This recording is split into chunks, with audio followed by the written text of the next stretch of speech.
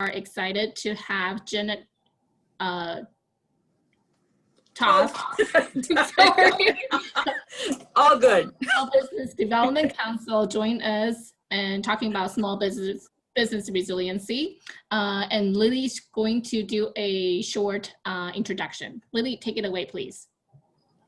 Thank you. Good afternoon, everybody. Thank you for joining us today. We have a small group. This is awesome. I mean, I like working with all my clients. I've seen all the familiar face. And first, I'd like to thank you, SBDC, Small Business Development Center, for participating in our special bonding program. Really appreciate your support as always. And I just want to welcome everybody. And then, like I said, talk to us if you would like to talk to Janet or even with our subject matter expert. We have a lot of people and panelists going to participate, especially in the financial part. We have also Larry Trujillo, used to be working for SBA, one of our subject matter experts. If you want to talk to them, please let us know. Couple things that some housekeeping that we want to share. I think Jessica sent you guys the phone number, extra information for Zoom, just in case you lose power, then you could always call in, using your phone. And also, I want to share the upcoming workshop that SBTRC is going to assist Port of Seattle. So we are going to host Port of Seattle, we call it a virtual advanced port gen. We have 2 track, construction track, A&E track. Feel free to share it with your other colleagues. I know that you guys are all construction, but I think we have 1 or 2 A&E folks here with us in this class. So it's going to be like a 6-7 week class. We will have a lot of subject matter experts, and we have the Port Seattle folks to talk about opportunities and get to know how to do business with the port. So feel free to talk to me if you're interested. We have the flyer. I know this is all the class, but at the end of the day, once you're taking all this class, we will work with you on a one-on-one. Deborah knows, Sharon knows, that's the way we serve our community. We're not just doing workshop. We provide the support service. We want to make sure that you achieve your goals and needs, and hopefully you get contracts with USDOT or USDOT funding recipients. With that, I just want to say thank you and enjoy the workshop. And if you need a recording, please let Jessica know and we will share it with you. Have a great day. Thanks. Hi there, everyone. I'm Janet. And the first thing I'm going to do is try to tell you a joke. Okay. Well, first I want to say I wear a crown because I'm older, and sometimes people say, I hear them saying, oh, old crone. Oh, no, crown. It's a crown. I have a crown on. Okay. So my joke is, and I'm not good at it, so just bear with me, but it has something to do with what I'm going to be talking a lot about.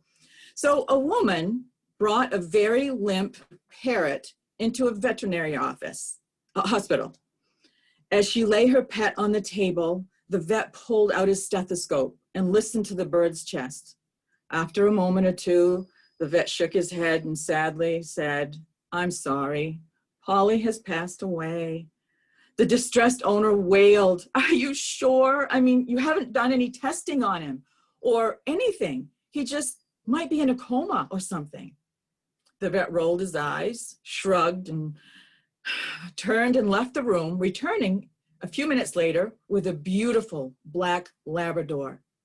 As the bird's owner looked up on in amazement, the dog stood on his hind legs, put his front paws on the examination table, and sniffed the dead parrot from top to bottom. He then looked at the vet with sad eyes and shook his head. The vet led the dog out, but returned a few minutes later with a cat.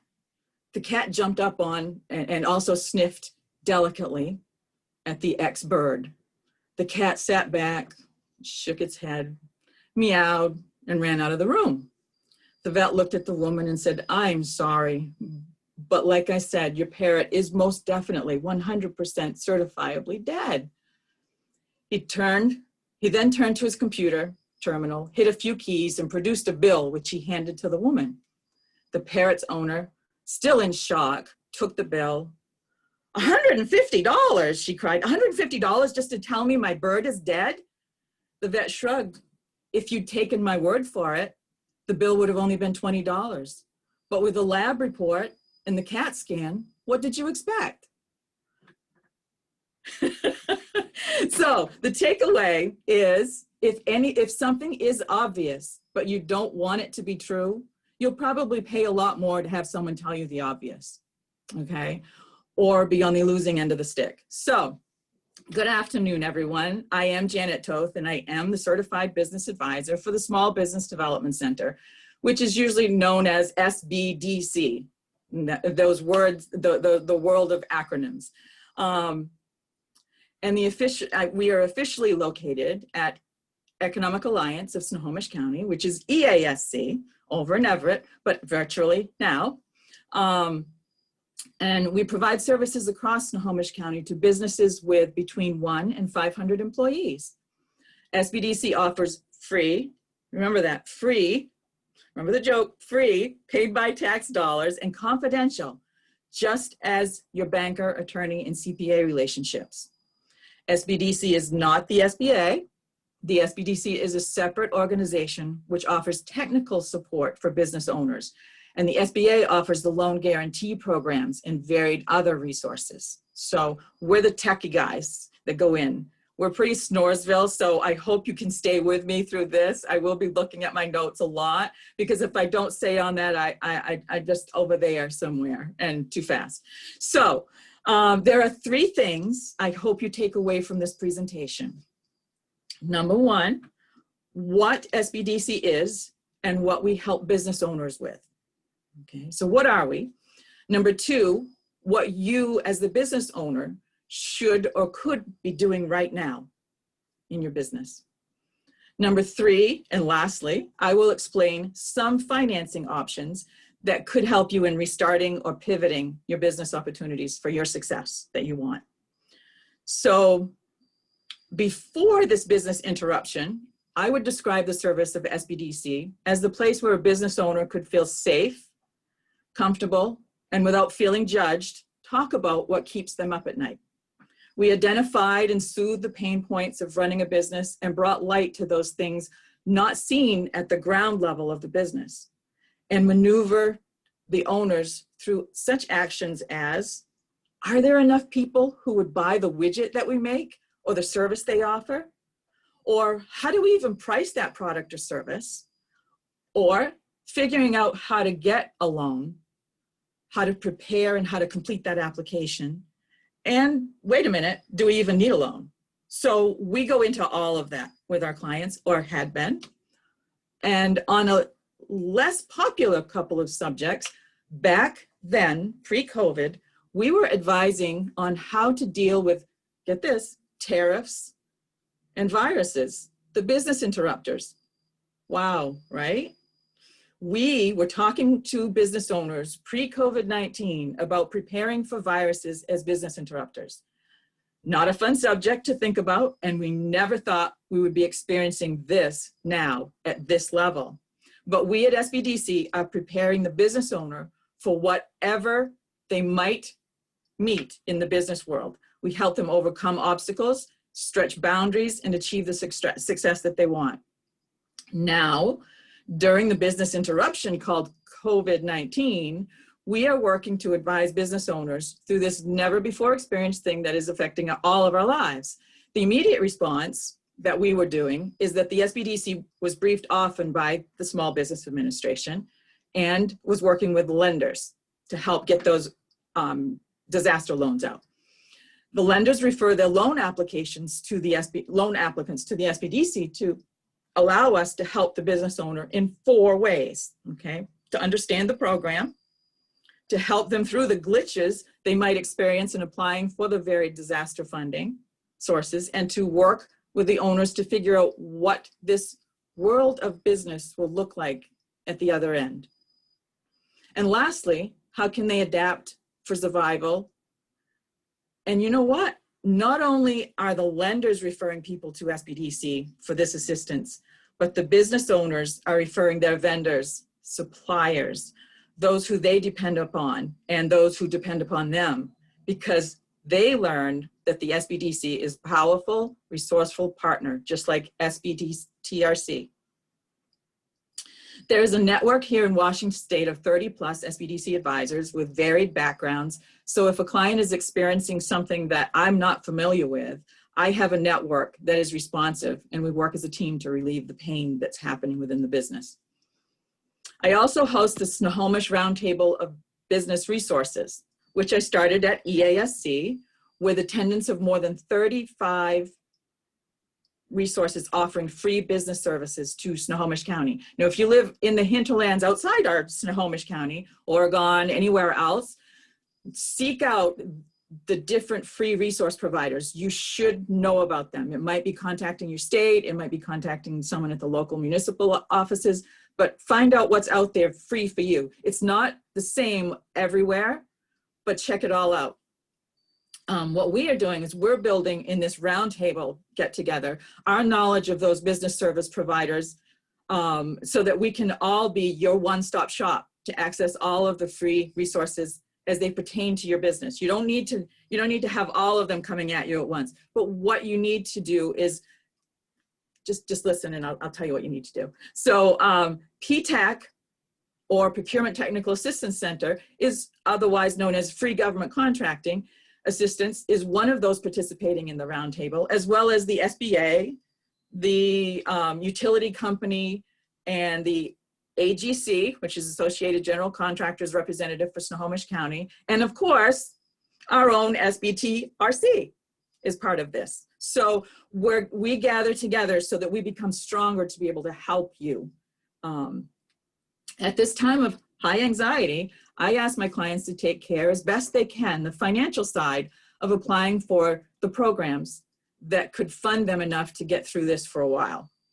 I ask them to look inwardly at the business picture, but really first, they need to look at their personal financials situation.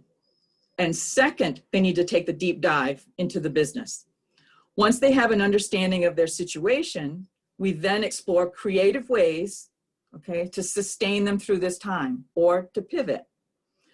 With the construction industry, this should mean that the owner of the company steps back to take a look at what they have, personal and business assets, and also the liabilities. You'll hear a lot more about that.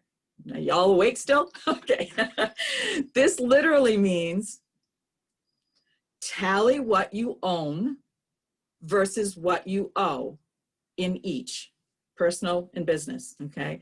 Then take a hard look at who the customers are now. How has that changed over the past 7 months? Write it down. I'm a big fan of writing down these things so that you have it to go back to and to explain to folks like ourselves who can help you. And what could you do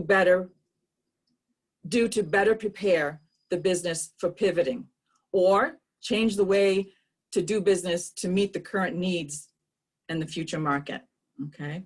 So here we go. Once upon a time, I like that, you know, I have grandchildren. Once upon a time, there was a medium-sized company that had 8 employees, and that business was capturing contracts that were somewhat profitable, meaning those job sites were putting a little money into the pocket of the owner once the jobs were completed, but not enough profit fell into those pockets to edge them forward to be able to pick up more profitable work or grow that business. We call this working to work, not getting ahead. Pre-COVID-19, he came to the SBDC office and asked if I could help him figure out how he could make more money with his business, find more customers, and increase his market. So I asked him a few questions. I said, Bob, because that's his name, Bob, what is your business? He replied that he was a construction contractor. I asked him what type of construction contractor, And he went on to explain that he did some remodeling on houses, built new additions to older houses, and generally offered to do whatever the customer asked him to do.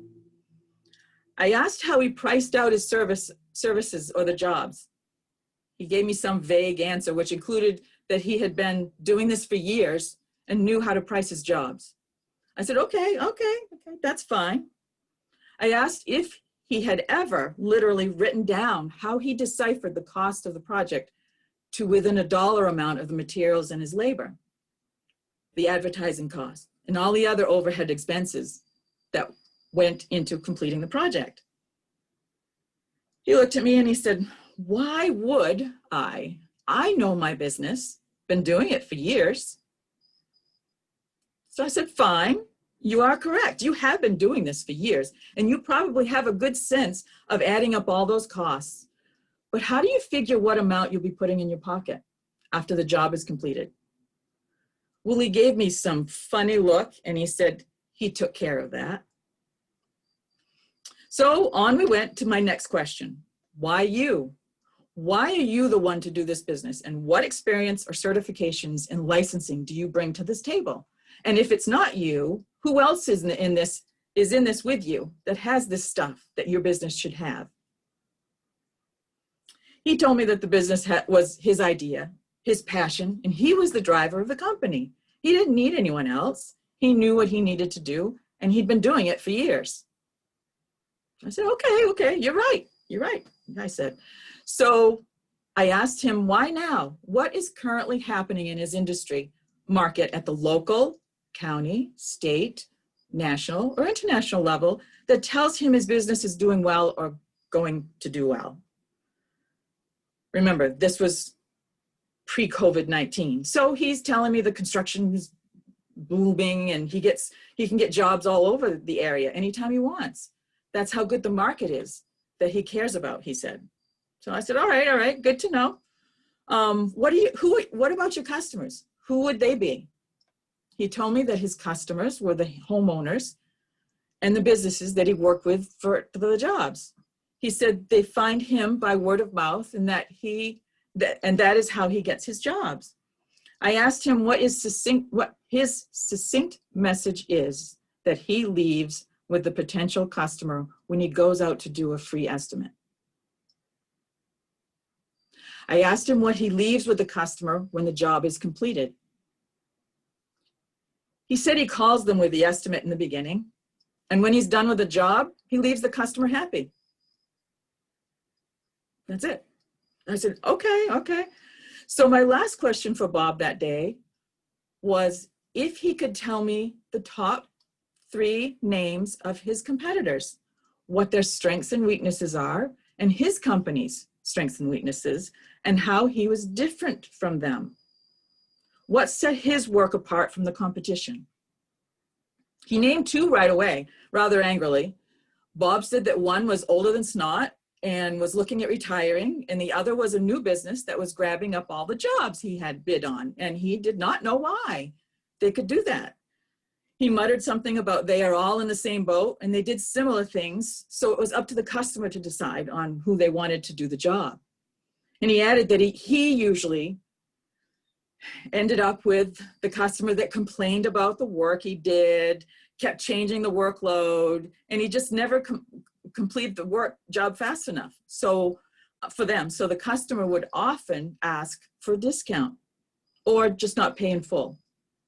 At this point, I provided Bob with the printed list of these same questions I had put him through and asked him to think about his answers. And if he could change anything about his current business, what would that be? I told him that when he had his responses written, along with a list of the services he offered, we would meet again to discuss his profit problem, as he put it. That was about a year ago, and I didn't hear from Bob for a while. Then about April of this year, right, 2020, he wrote me an email. So Bob has been carrying on, going to work each day and completing the jobs, putting a little into his pocket each time, just enough to sustain if everything goes well. But does it ever go well? Yes, along comes fate and a piece of equipment breaks down, which is needed for him to complete jobs. Oh no, what to do? He turned then to a friend and a member of his family to help out to get that fixed. And the work continued as before, except there's another short-term debt added to the cost of doing that business. Obviously, this took away some of those small profits from the jobs. But Bob kept plugging along. And then that big monster, the one no one saw coming, COVID-19, the most famous business interrupter in history so far. Suddenly, everything stopped. Bob had to use what little was in the pockets to get through until when the job sites would open again, hopefully, or if he could get disaster funds to help get through for a little while. Whew, right? Sit back a minute. But because there wasn't much profit before, the disaster funds were not very much. What to do to change this fate? He wrote me an email. He took the deep dive into those questions. He emailed me and met me again, virtually this time, of course. And those questions were, what business? Why you? Why now? Who are your customers and who are your competitors? Bob was also ready then to dig into his finances, both personal and business. He found out where all the money, cash, was coming from, specifically which jobs were being done and how much and what cost to the business. So he's doing all those things I'd asked him to do back when. And he listed them out. Next, he figured out and wrote down where all the cash was escaping to. Why was it leaking out so much and to who? And so COVID-19 keeps hanging on, and just like that, snap, even those not profitable jobs have dropped off. Now what, right? Well, while investigating what he has and what he owes, and when he listed the various services he had been offering and really looked at them and at how much each service cost him to offer and what the profit level was, he discovered that one of his services was more profitable than the other 6 he offered. One, he realized, this was amazing when we were working, he realized that he could provide that service to a lot more less complaining customers than he had before. About 100% more. That's a lot. He figured the profit from that one service should he highlight it to his current customers, and only if 50% hired him for that service, he would surpass his pre-COVID profits by 75%. This will get him out of his current downward projection and get him on an upward path. This is called pivoting. He knows he can also secure commitments from those customers that he can take to the bank to prove that the new direction of his business is real. He will look for a small loan product which will allow him to purchase some materials to get started and pay the ongoing expenses until his job is finished. Excuse me. Will this be a loan or a line of credit? Stand by. Again, about those 5 questions, I'm going to give them to you one more time. Probably another time after this, but one more time right now. What business? Why you? Why now? Who are the customers? And who are the competitors? Okay. So the next step Bob must take, we will move forward to preparing the material and information to apply for a loan with him. Now, out of Bob's story, there are 4 basic questions a lender asks that are captured in the application process. 1, how much is needed? Got to know that. You got to come up with that, what you feel you need. Number 2, what will it be used for? What are you going to use those monies that the bank gives you? Is it to purchase equipment? Is it for working capital, real estate? What is it? Just write it down. Number 3, how will the money be paid back? Yep, you got to pay it back. And then number 4, what collateral or assets do you have to secure that loan? The responses to these questions make up the sources and uses document that the lender needs to have initially. Google sources and uses documents. There's templates all over the place, and just put one together.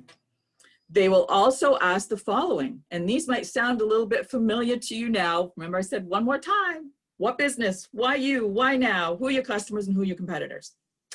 Okay. As you can see with Bob, I ask my clients to prepare specific responses to these questions, and then we perfect those responses into a narrative that will take him easily to work with any resource he will need to get through this. A few examples of those resources would be the lender, PTAC, Procurement Technical Assistance Center, a web designer, an accountant, or what? A bond agent. Whoa, a bond agent needs this kind of stuff, depending on the size of the bond. So what you're doing is continually putting yourself together so that you are ready to make the decision to or not to, fully knowledgeable of what you have and what you can do, okay? So let's check in on what it takes to apply for funding. Bob will need his written description of his business, stating what he will be doing going forward in that business, because his tax returns are all past. So he needs to really write out what he's going to be doing. He will pull together his last 3 years IRS tax returns. Usually they want 2. I always like to look at 3, because then, you know, that kind of gives you the 3 years to look at. The personal and business information he put together with his deep dive, his description of how much money he needs, and the uses of it, along with how he will be paying it back.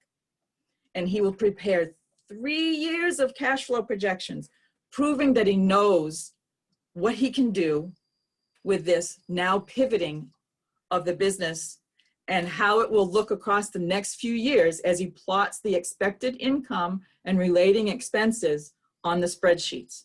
Okay. Wow, that's a lot. I know. I'll be coming back to that again, so don't worry.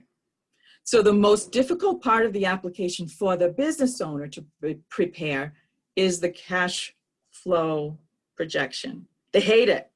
Business owners hate it. They don't want to touch it. They want to avoid it if at all possible, until they actually go through the process and see that it is a document that will help them make the decisions for the business for the rest of the life of that business. And once you have the experience preparing the first set, it is a piece of cake. Right, Roland? I see you're on. I have had people who have owned a business for decades and have never put one together for a specific reason until they had to. I have received a call at 9 o'clock from a client who finished their first set of projections and was thanking me profusely for showing him how uncomplicated it is and what he can see of his business when he plots it out on that spreadsheet. Pete is an engineer, okay, had been managing a large family business for 12 years prior to his first cash flow projection. Side note, after that, he was able to expand the business successfully and pivot some of the services offered into the most profitable offered by the company. He stated that if he had not prepared the spreadsheets, he would never have been able to understand just what the cash was doing within the business and how he could use that information to make his best decisions for the company.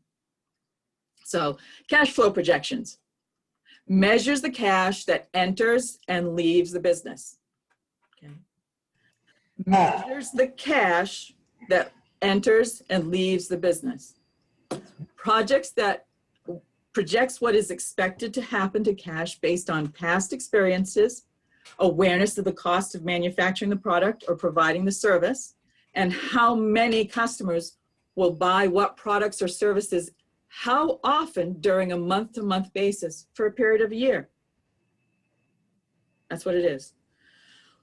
We will say that Bob is still processing the loan information, okay? But Pete was able to secure a $750,000 loan And I was able to write a matching $350,000 community block grant loan, or CDBG, so he could make the expansion happen and keep his employees maintained.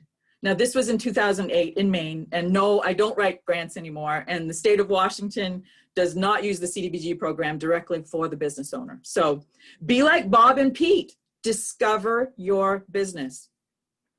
Now on to finances, okay? Excuse me, Janet. Yeah. Are we saving questions until the end? Yes, I think so. There's a whole big time allotted.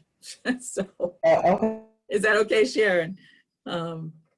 So when applying for a business or commercial loan, the lender can ask for a myriad of documents, which usually include resumes, job descriptions of the owners and key employees, a business plan, a credit check, both business and personal financial statements, tax returns, and cash flow projections. So let's start with choosing the lender. Most of you probably already have one, but no, I don't make assumptions. So banks have many products and services to offer, some for personal use and others for commercial or business use. Each bank can offer different products and services differently than their competition, depending on the product or service offered. Confusing, right? Yep.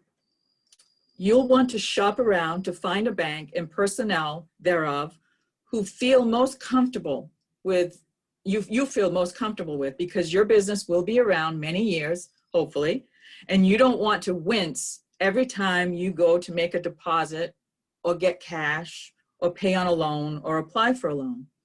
You will want to choose a lender who seems excited about your business and shows a genuine interest in helping you. You should not feel like you are being judged each time you talk with your lender, even though you are, probably not. You should ask your lender to explain the products offered by the bank and see if they are willing to have a conversation about how those products would fit with your business. A good lender who wishes to establish a relationship with your business should understand their products and usually are able to build upon your story with the underpinnings of their financial options, so that together you build a financial plan to meet the current and future financial needs of your business. Now, as mentioned previously, whenever a business owner approaches a lender to apply for a loan, the lender will want to know about both the personal finances as well as the business. So to start, under the personal side, take a snapshot, take an assessment of your personal financial picture. List what is owned, what is yours. Is there personal property such as autos, savings accounts, investments, retirement accounts, and how much in each? Is there property? Is there a home, a second home, a camp with real estate? Is there rental property? You need to write these things down, keep a track of those. Acquire the tax evaluation of the properties or property from the municipality which is located in. Okay, that's an important piece. Most people don't even think to do that, but check and make sure your tax bill, just check with the municipality. What is the tax evaluation before you start looking at what you own and putting it out there as a possible piece to secure a loan. Now, we have what's owned. What is owed? What do you owe somebody else? So list the total amount owed, the payment, the interest rate, the term, and the number of months left on the debt on any personal unsecured loan. And I want to say something right now. If anyone out there has a personal loan, they haven't done this yet, and it's a personal secured with a car or whatever, check with your lender, because this is important during this COVID time. You might have a couple of months breath to take by contacting them and saying you've been affected by COVID.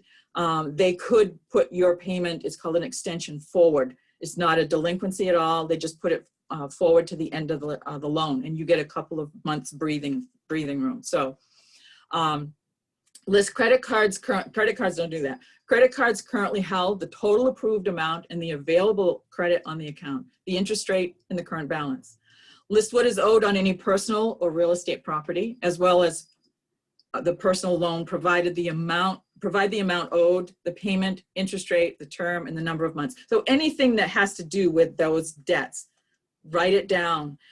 Prepare a monthly schedule of cash coming in and out. This is personal side, okay? This information, along with your income verification, will be captured on a personal financial statement, which will be included in the application package. It's good to have this information prepared periodically so that you are aware of your personal financial situation and that you have it ready to make the decision to borrow or not. So next, under business, take an assessment of the business financial picture. Surprise, okay? List assets, items the business owns. List those that can be turned to cash in 1 year. Those are the short-term assets, okay? Things that will be turned over into cash within 1 year's term. Then next, list those that will be held, those assets that will be held for years. Those are the long-term assets that will not be turned into cash that quickly. So next, list your liabilities with the business. What do you own? What do you owe somebody? List those that can be paid off within a year. These are your short-term debt. You will hear these terms going forward whenever you're looking at your own finances. List those that are long-term payoffs and the number of years to pay it off. Prepare a schedule of paying off the debt. And you can go to Google and get a template of business schedule, debt schedule, and you can just pull it off. It should be very simple, listing out your debts and all of the particulars that go with that. And then you can look at, because this is information you are going to be asked for. Now list what the loan would be used for. Okay, so we're going back to breaking it down to, would it be real estate, equipment, working capital? Include the amounts needed under each category. And then explain how the property will be used. If you're going to purchase a real estate of some kind, these are just some general things I'm going to be talking to you about, sorry. Then list if there's going to be personal property on that real estate, or if you're going to live on part of it. That makes a difference. Can the real estate space and or equipment be leased instead of an outright purchase? And then when there's success or financial gain, make the purchase with proven financial information from your business, your tax returns. So what I'm saying there is instead of moving over your business or pivoting or expanding, could you possibly, instead of buying that piece of property or buying that equipment, think about how you could lease that first, prove that you work with it well, and then go out and if that's the case, go out and look at purchasing it. And then how much working capital should be attained? What is working capital? How is working capital defined? Working capital is also known as net working capital, or NWC, if you would like to know, is the difference between a company's current assets. Remember I was talking about current assets such as cash, accounts receivable, customers' unpaid bills, and inventories of raw materials and finished goods, and its current liabilities, okay, such as accounts payable. And working capital is calculated by using a current ratio, which is current assets divided by current liabilities. And also the ratio that comes out of that is preferably above 1. That means that you have more assets than what you owe. Okay, that's a good place to be. And the higher the ratio, the better.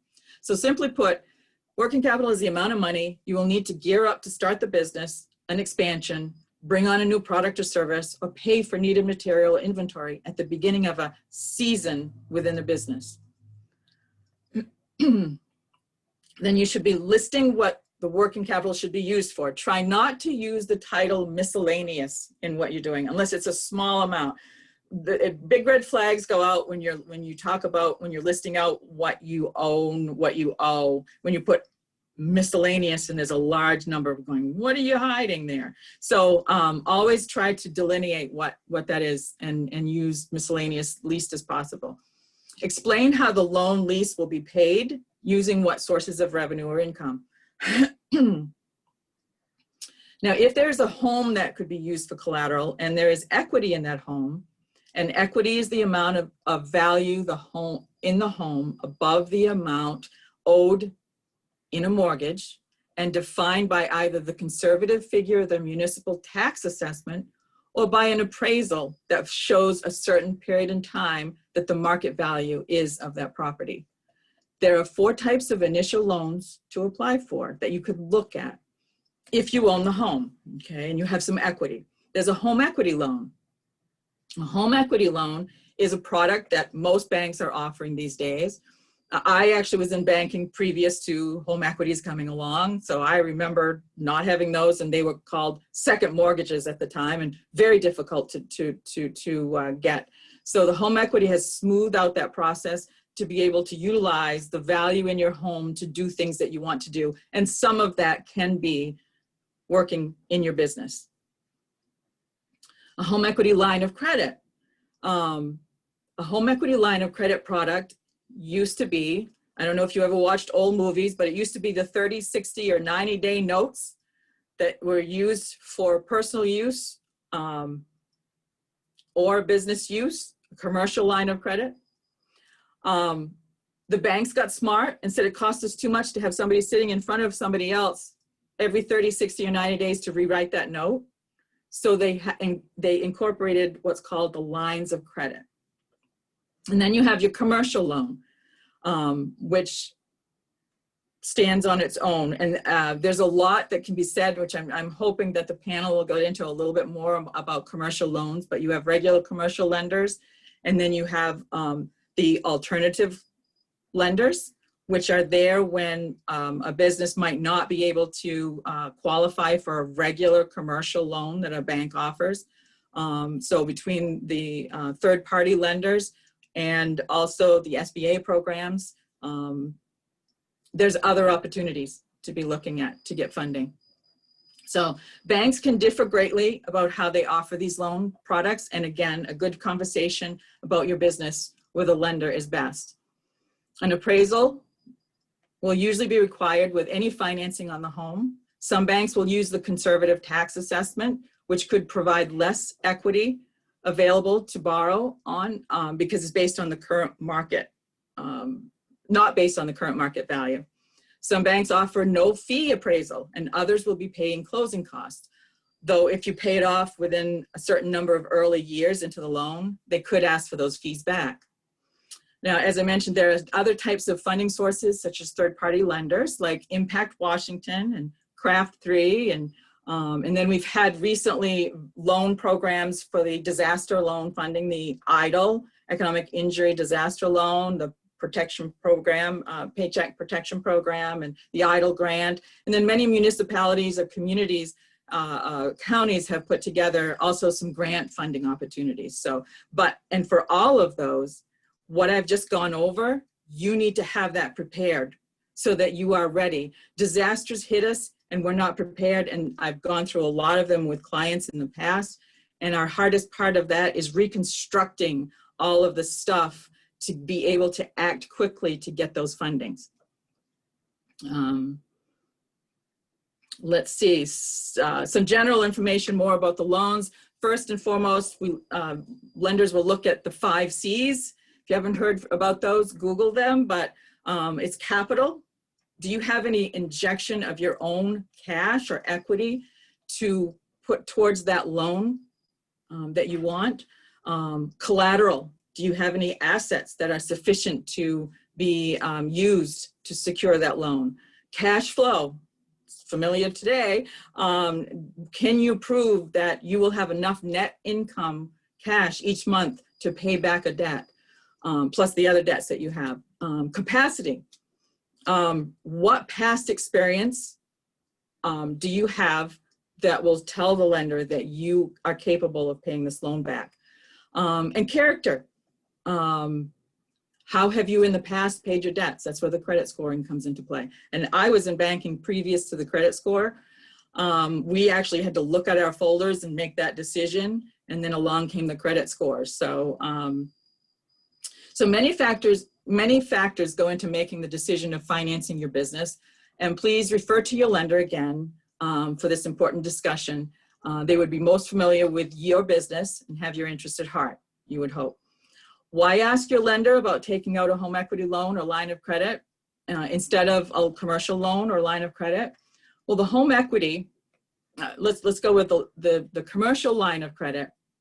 One of the basic pieces of the commercial line of credit is that it has to be paid down 30 straight days per year in most instances. I haven't heard of one that didn't require that. Whereas the home equity does not. You can go out to 5 years. They check it every year, but usually it's 5 years before they decide to either redo the line of credit or turn it into a loan. And then with the home equity, most usually that product calls for the tax returns of the wage earners or whatever and the business. Whereas a commercial loan will ask for all of the information we've gone over, the cash flow projections, the returns, the business plan, and so on. Usually there's a lower rate with a home equity. With a commercial loan, it's based on risk and is assessed, and they won't tell you what that amount is. They might say it's based off this prime number plus, and that plus is the unknown number, because they have to look at every detail of your business and decide how much is at risk for them to lend you those dollars. So how do business loans, okay, and equities differ? A business loan is a fixed amount of capital provided by a lender in return for monthly payments with added interest. They come with variable or fixed interest rates and may be secured or unsecured. The exact amount your business qualifies for depends on its age, revenue, expenses, the market, and other factors, okay? So they're looking, as I said, all of the types of things within your business that make up that. Unlike business loans, a home equity loan depends on the value you've built in your home or the equity. It uses that equity as security for the loan. But that does come as a risk. If you default, you may lose your home if there's not a first mortgage in front of it. Lenders determine your home equity by looking at the current value.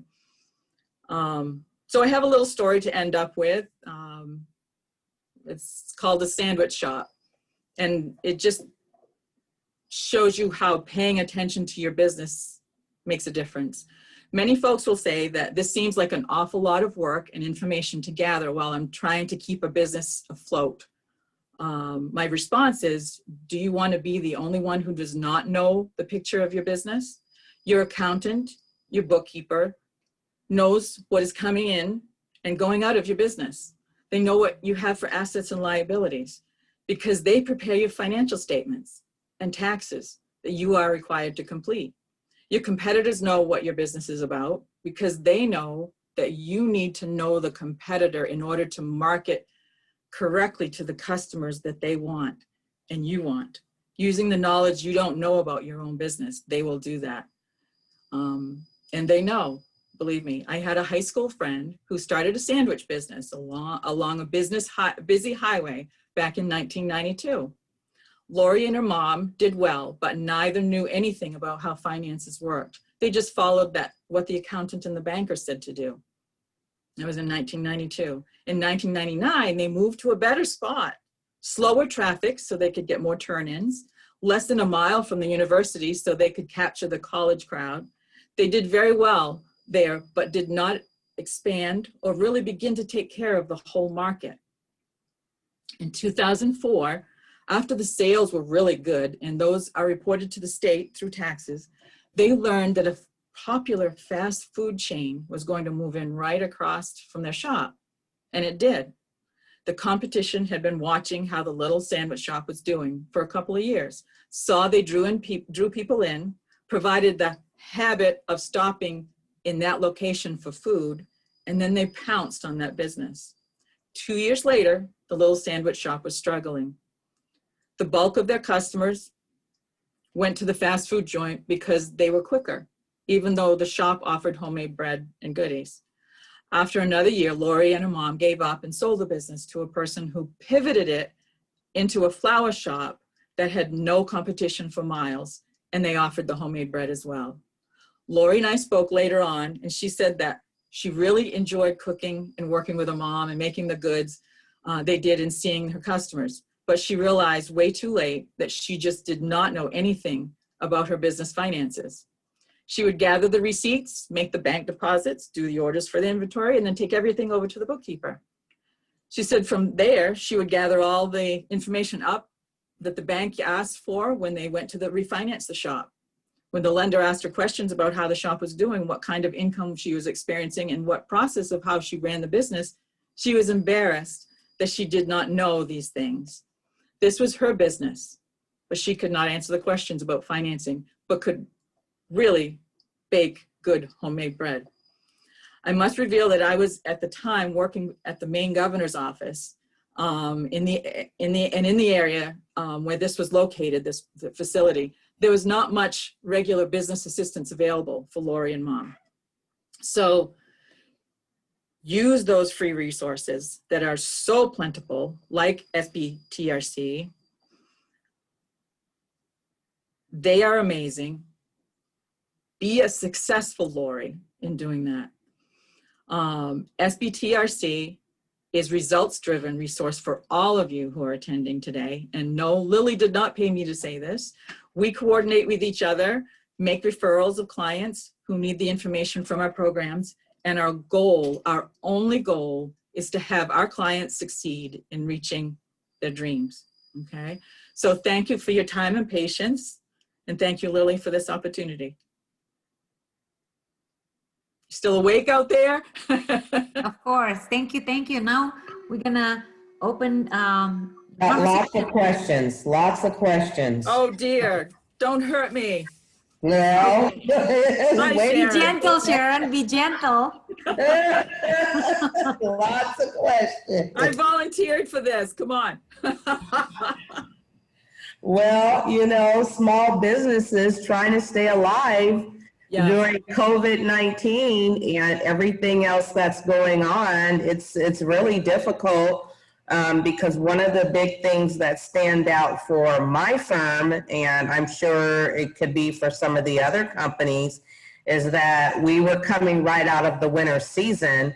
Yes. And so, you know, you don't have a lot of projects during the, you know, initial January, February, because unless you have, you know, interior projects, and for us, we were already down. And so, you know, going after large projects that really, you know, are starting into 2021, you know, unless there were just a lot of small projects, but the fact that we were shut down from, you know, the end of February all the way really through July, it's made it really difficult to even get, you know, anything because, I mean, people in general are even scared to do a whole bunch because many people, you know, their revenue, their own personal income, if they were going to do anything on the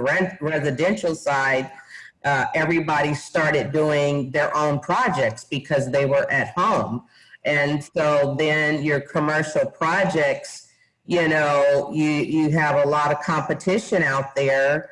And, you know, with everything being low bid, you know, it's just really difficult to even have anything, you know, for your employees.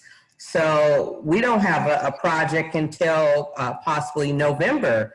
And so, you know, what do we do, right? There's a lot of companies that probably are not going to survive because it's just far and in between. And so, you know, to put together an application for your bond and say, oh, well, how much money do you have in the bank? Really? How many projects do you have? None. And, you know, so we have projects on the book, but they're not till 2021. So, I mean, how are we to address that? I mean, other than say, we're in COVID?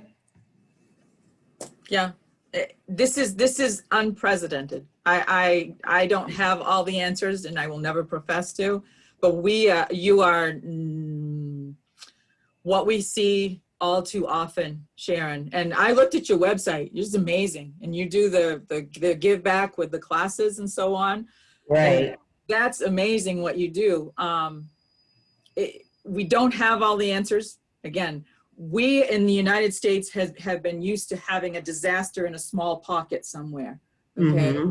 So then the resources go there, and usually it's a facility that's burned down or something's happened in that point. And so the resuscitation of that business is, you know, pulling and getting that back up. But when we're talking about, and I hate to go doom and gloom, but that is what we have, is that, you know, you're struggling with what you're doing. Those who are counting on you are struggling as well. So, Right. you know, I'll let you know, I came from an area from the state of Maine, which is, you know, all the way across the United States, in a very low to moderate income area. It was HUBZone certified. They just said, okay, the whole county is, because there was only 35 residents, one stoplight in the whole large area, which probably took up about Snohomish County anyway, Okay. plus some more. So it was a very large area. And it was like, what do we do? So we started connecting with each other. Like even the municipal, which is hurting as well, the municipal offices said, Mhm. how can we coordinate our efforts and our supplies and our work? And so we talked about how that worked as far as a shared effort. So then we looked at ways in which to bring the jam maker, the candle maker, and the whatever, jellies, candles, there's another one, together so that they could purchase Shoemaker. that they all use the same jar. Okay. So what they were doing was combining their efforts to make the purchase of this onus amount for these jars to bring that in and get it into their shops, because they were small shops. So what I'm saying is, and it's going to be such a tired word, but creativity of really digging down deep of what is it that you're doing. And maybe there's something that you want to do over here that you haven't had a chance to do. And it's an opportunity to explore that. I mean, I was on a meeting just a little while ago with the fellow who was presenting Alaskan Airlines. And he said, you know, it's just not going to happen. You can't make people get on planes right now. And we can't, you know, we're losing people, we're having to let people go. So what they could do to sustain a little bit is they pivoted, and they were the ones who got the contracts to move the medical equipment to these hospitals that needed it, and so on. Limited, very limited, but it was something. So Okay. I know of, I want to say probably, don't hold me to this, but probably 65% of businesses are looking at not opening again. It depends on the industry that they're in. I mean, food and hospitality, we put on a lot of webinars trying to help folks, because they're up against it, because they can't get to be able to sit outside now that our weather has changed, like a day like today. Okay, how do they pivot? Well, I did have one client in the past who worked and they were a place where people came in and drank and then had, you know, food, really organic type food that they got locally from vendors. So then they said, what do we do? So we looked at what they had. Okay. Okay. And they turned it into being able to be the grocer for their vendors. So they sell the vendors food and still know that when they maybe turned around, they could still have that vendor there, because they wanted to keep them healthy. And then they built their own product to go out the door rather than people coming in out of the tap. Sure. So, you know, with construction, that's harder. But I've had some thoughts. I mean, hey, I've thought of different things to a Zoom do. room. Think about this, Sharon, a Zoom room. They shouldn't be looking at this, right? Right. Looking at this. What can you offer that we are all doing in our needs? You got to speak to the needs of people. And guess what? we want it different. We want it remodeled, and we have Right. money because we're not traveling to our offices anymore. So if you use that as a key to your customers and say, you are saving money because you're here in front of a screen, you can put that money to us and we can make that look like your office or Right. something a whole lot better. But Right.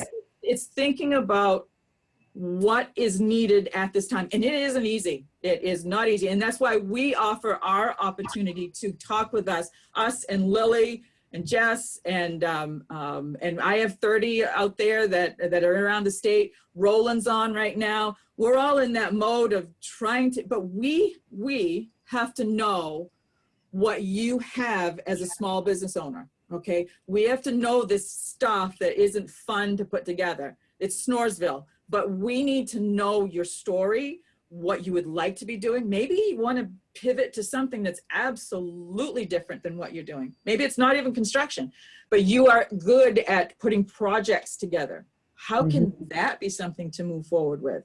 Does that make sense? Yeah, for sure. The other thing that I was just thinking about with that, because I'm very futuristic and innovative in my thinking. So the one thing is just to be able to access a line of credit, you know, to be able to, you know, pay staff, because the PPP, they only give you so much. Right. And so until you can convert your idea, you know, you need to be able to pay your employees so that you're not doing all the heavy lifting by yourself. Exactly. Yep. I don't want to get into, I ask sometimes too many questions, but you know, you can go back to the pot of money of idle. Idle is still open. So if we've gotten to this point where, okay, all of your idle money, if you got any, is gone, think about preparing your stuff and putting, and they've told us, I've not had a client yet to go back in yet, but they've told us that it's simpler than doing the other application. Use your account number that they gave you, the one that probably starts with a 3, and then go back in and just say, I'm still struggling. Is there more idle money? Because if you did it back in April, what's 7 months? Well, they never even gave me my idle money, even though I received 4 emails saying that the first one came in 3 days and it said that they were going to make a deposit of $10,000 into my account. Do you have 10 employees? Do you have 10 employees? Yes. That's the idle grant. That's the idle grant. Yep. It's $1,000 per employee. Once you do that idle application, they would drop it in. But I want you to, did you get PPP as well? And you don't have to tell me, but if you got PPP money from the board, they subtract out the amount that was given to you by the idle grant. Okay, so I need you to really look at the PPP program, forgivable information, because, or connect with an SBDC person in your area and they can walk you through very easily with this. Okay. Janet, Okay. if let's say Sharon wants to talk to you directly, I know that they have SBDC as well in Portland. Feel like, you know, there's the connection here. Is that something that you guys could work with her? I can, for general, I can take you on as a client. That's why I would suggest you go to your SBDC advisor in your area, because when you become a client of ours, you become, we send out all the time, all of the notifications for the webinars and the workshops and things that we do for this area. You're not in my area, something might be going on really good through SBDC in your area that we have no idea, and you'd be missing out. So that's why I say, go ahead, contact them. Let me know if you have an issue with that, and we'll deal with that, okay? Thank you. You're welcome. I'll let someone else talk because I do have more questions.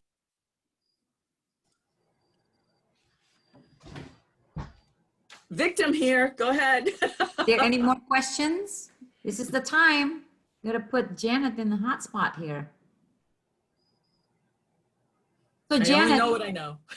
so Janet, you were talking earlier about using the home equity to you know, support some of the line of credit. Can you explain just a little bit, like maybe is that something that is like maybe a lot of like my clients never thought about it?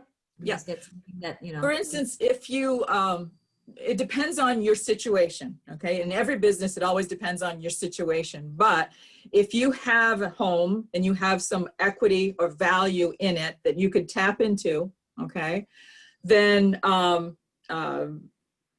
blanking. Yes, then if there's a wage earner there or someone who has regular ongoing income that didn't get interrupted by COVID, and their income covers the current debt that's going on in the household and could potentially cover a line of credit to get that business going, that could be an opportunity to look at, okay? Or the loan, line of credit or the loan, depending on the circumstances. And again, yes, this is confusing.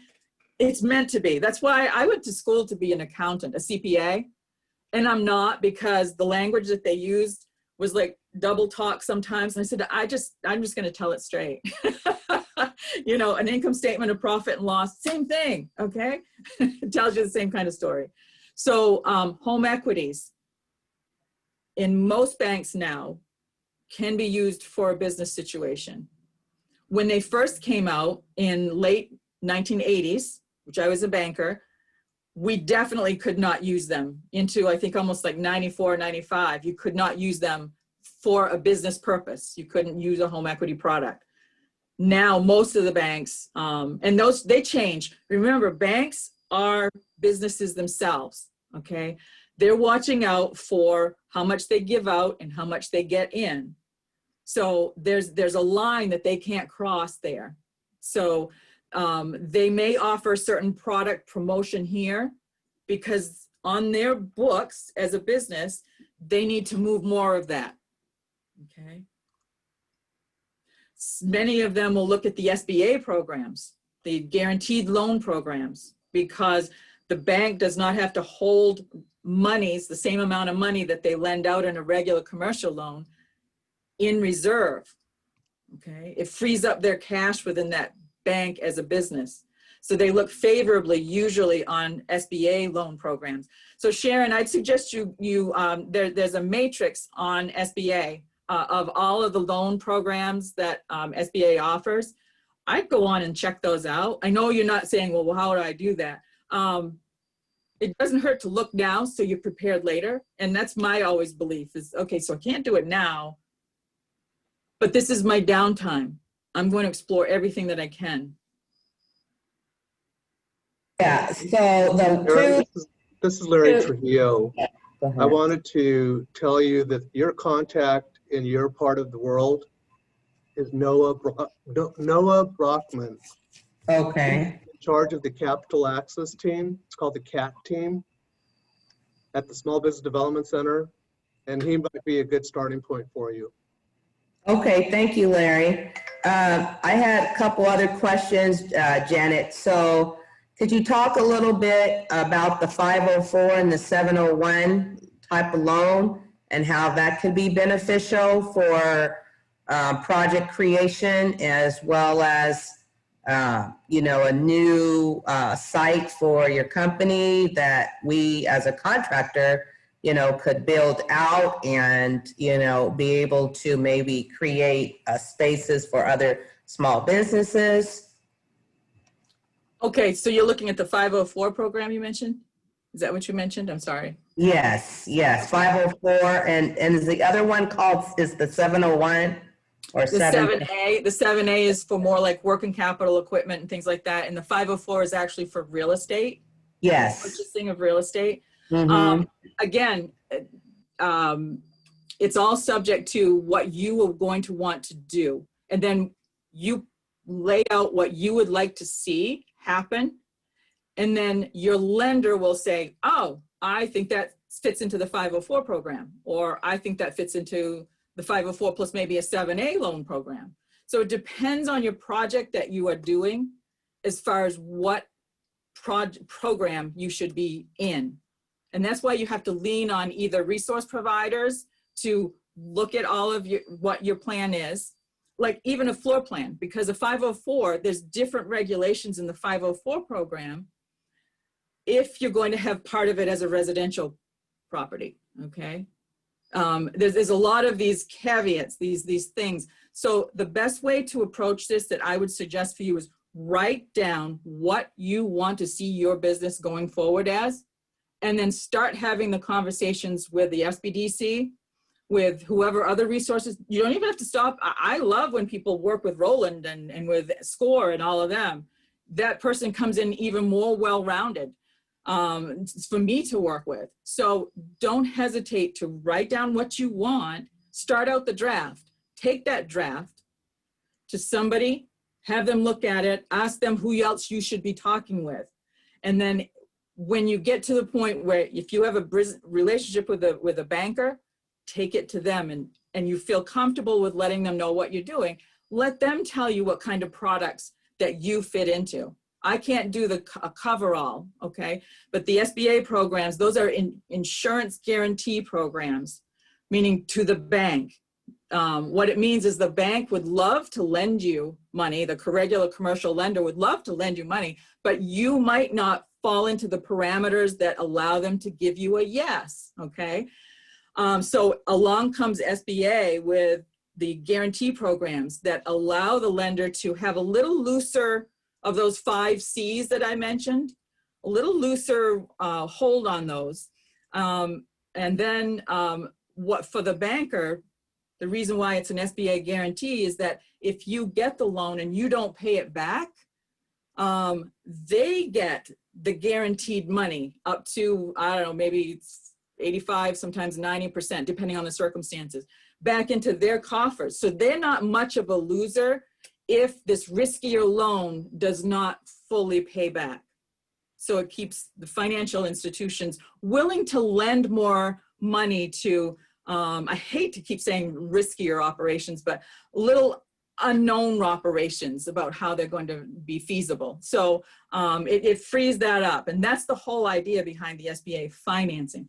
Now, the other thing, Sharon, is to also don't forget we have third-party lenders. And I want you to listen to the panel because Roland, I keep pointing to Roland, he's down there on my screen. He's with Impact Washington and they're third-party financing, and which means they're that other type of funder that, and again, I hate to use the word a little looser on that, but they have some different parameters than your regular commercial lender does. Got it. Help. Thank you. Are you familiar with Albina Opportunity? What is that? Albina Opportunity Bank. It's the nonprofit bank. No. No. Okay. Kind of like I'd like to know. I think it's a CDFI. I think it's similar to Business Impact. Okay, there you go. Craft 3 and the group. Check them out, Sharon. Actually, Albina Opportunity Bank doesn't exist anymore.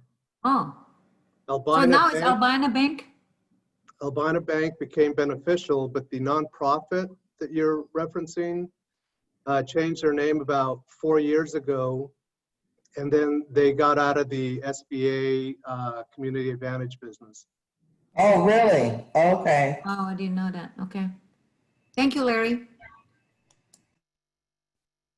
So, I mean, in addition to that, Janet, have you have any experience working with like a venture capital, I heard a lot of like new organizations, like, alternative funding out there for some businesses. I mean, are you familiar with that?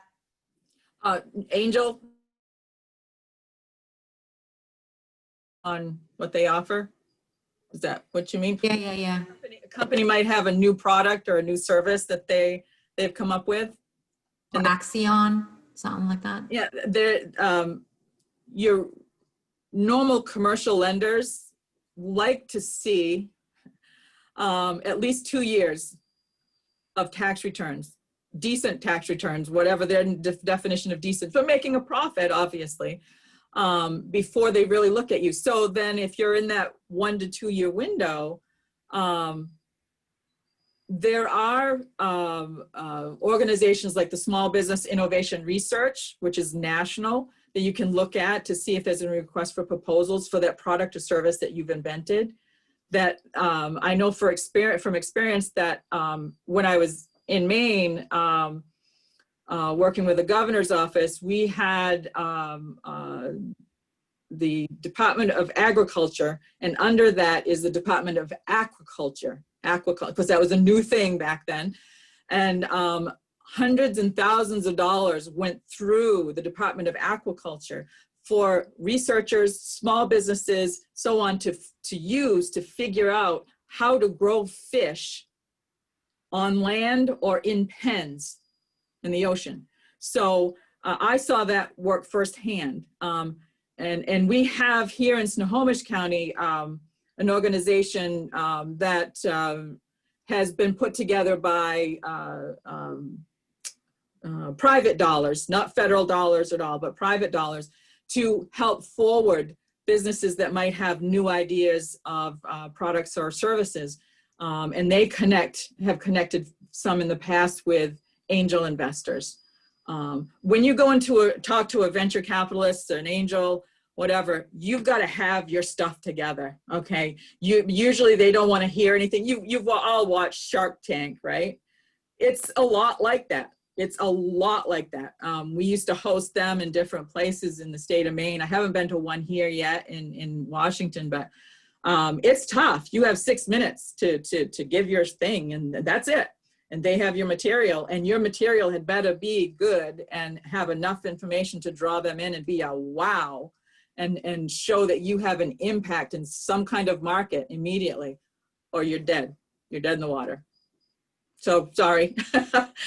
I know that also if you go into venture capital or angel investing, you want to be ready to not own all of your company, because they usually like to take a bite. Shark Tank, they like to take a bite of that equity.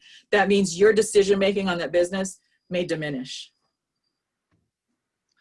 Okay, thank you, Janet. I think we're tapping into our break time. So let's have about 6-minute break, have everyone coming back around 3:30. So Janet is actually going to stay on with us through the financial panel discussion. We'll also have a representative from several other banks, and along with a bonding provider on board throughout our panel discussion. So please hold your thoughts and send us your question either through the chat or bring them up in a little bit. So see everyone back around 3:30. Thank you.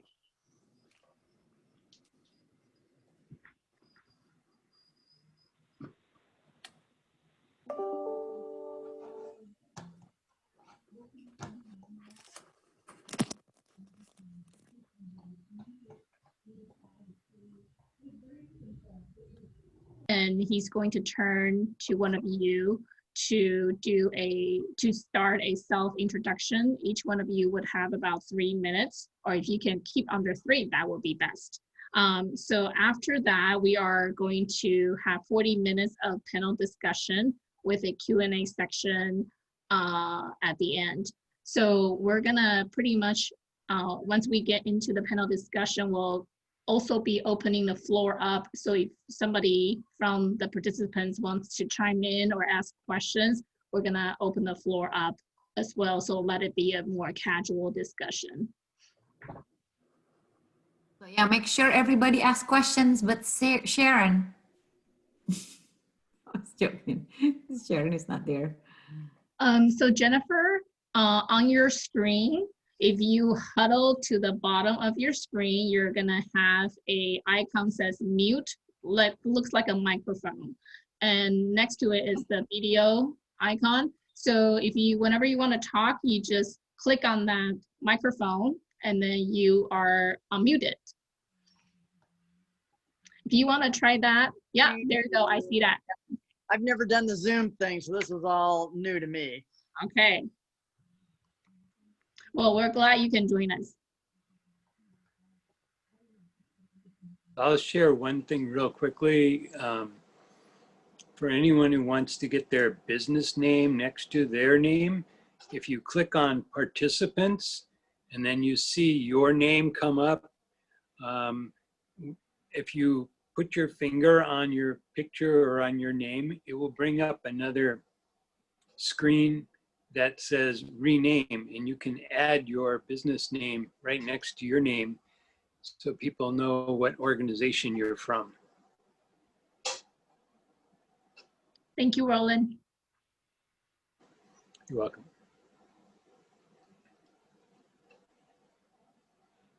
You're right, Roland. That did work. Thanks for the tip. Yeah, somebody taught us that in another Zoom meeting. I had no idea. There's so many little crazy things to this that you find out way later on. No, so like my 6-year-old actually is a Zoom savvy now. He could rename breakout room. I mean, he knows better than me because of the class, the Zoom class that they're doing.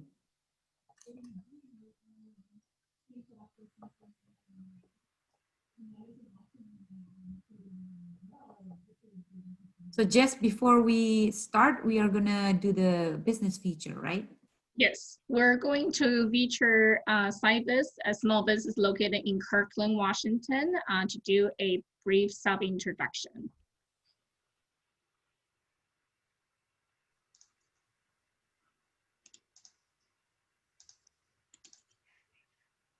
All right, thank you, Jessica. Good afternoon, everyone. My name is Agripina. I work at Cybus LLC. I've been working here since 2016. Today, I'm going to talk a little bit about our company, Cybus. We are located in Kirkland, Washington. We are the primary supplier of CyberLock smart key system in the Pacific Northwest. Our manufacturer, CyberLock, their headquarters is in Corvallis, Oregon, and that's where they produce the keys and locks there. And they have been around for around 20 years now. So why the companies choose our CyberLock system? The first one is easy to install. You don't need power or wiring to use the system, CyberLock system. It's cost effective. If the keys got lost, you don't need to rekey the whole building. You just need to deactivate the lost key from the software.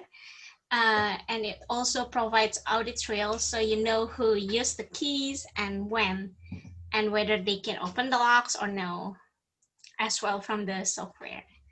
The keys cannot be duplicated, and instead of bringing like 20-30 keys, you just need to bring one key. The key is also programmable, so you can schedule and restrict access and set it to expire after, like, let's say it's weekly or monthly. And then this is a couple examples of our clients. Most of them are in Washington state, but we do also work with companies in other states like Texas, Montana, Idaho, Oregon, and also like out of country like Indonesia. A few of them are like Seattle Public Utilities, Tacoma Dome, Citic Airport, Seattle Department of Transportation, Puget Sound Energy, and Centerpoint Energy in Texas.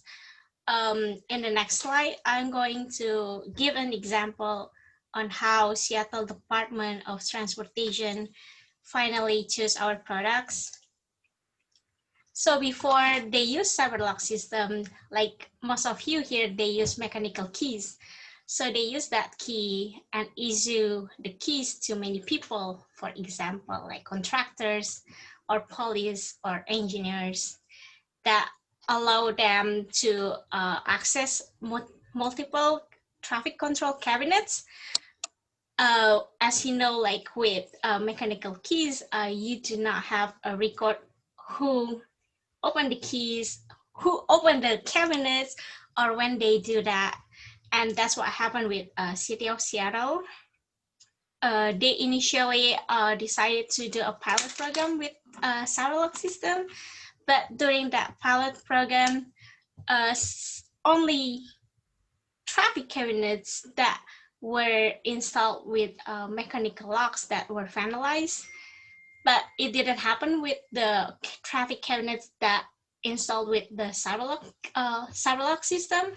And that's when they finally move forward with the projects to install all their 1,100 traffic cabinets around the city. And from now on, because since they use our Cyberlock system, not only their traffic cabinets are more secure, they also able to track like who uses or open the traffic cabinets and then when as well. This is I put the link here for the case study that our manufacturer write. You can access it in their website. Just search cyberlocks.com, and under case study there, you can find it there. And in the next slide, we are certified with a couple agencies, and one of them we have a master contract agreement with Washington State that allows city and state employees to procure our products easily and much faster. We are also certified as DBE and MBE with Office of Minority and Women Business Enterprises. Yeah, I think that's it for now. I hope that you have a better understanding about our business. And thank you for listening.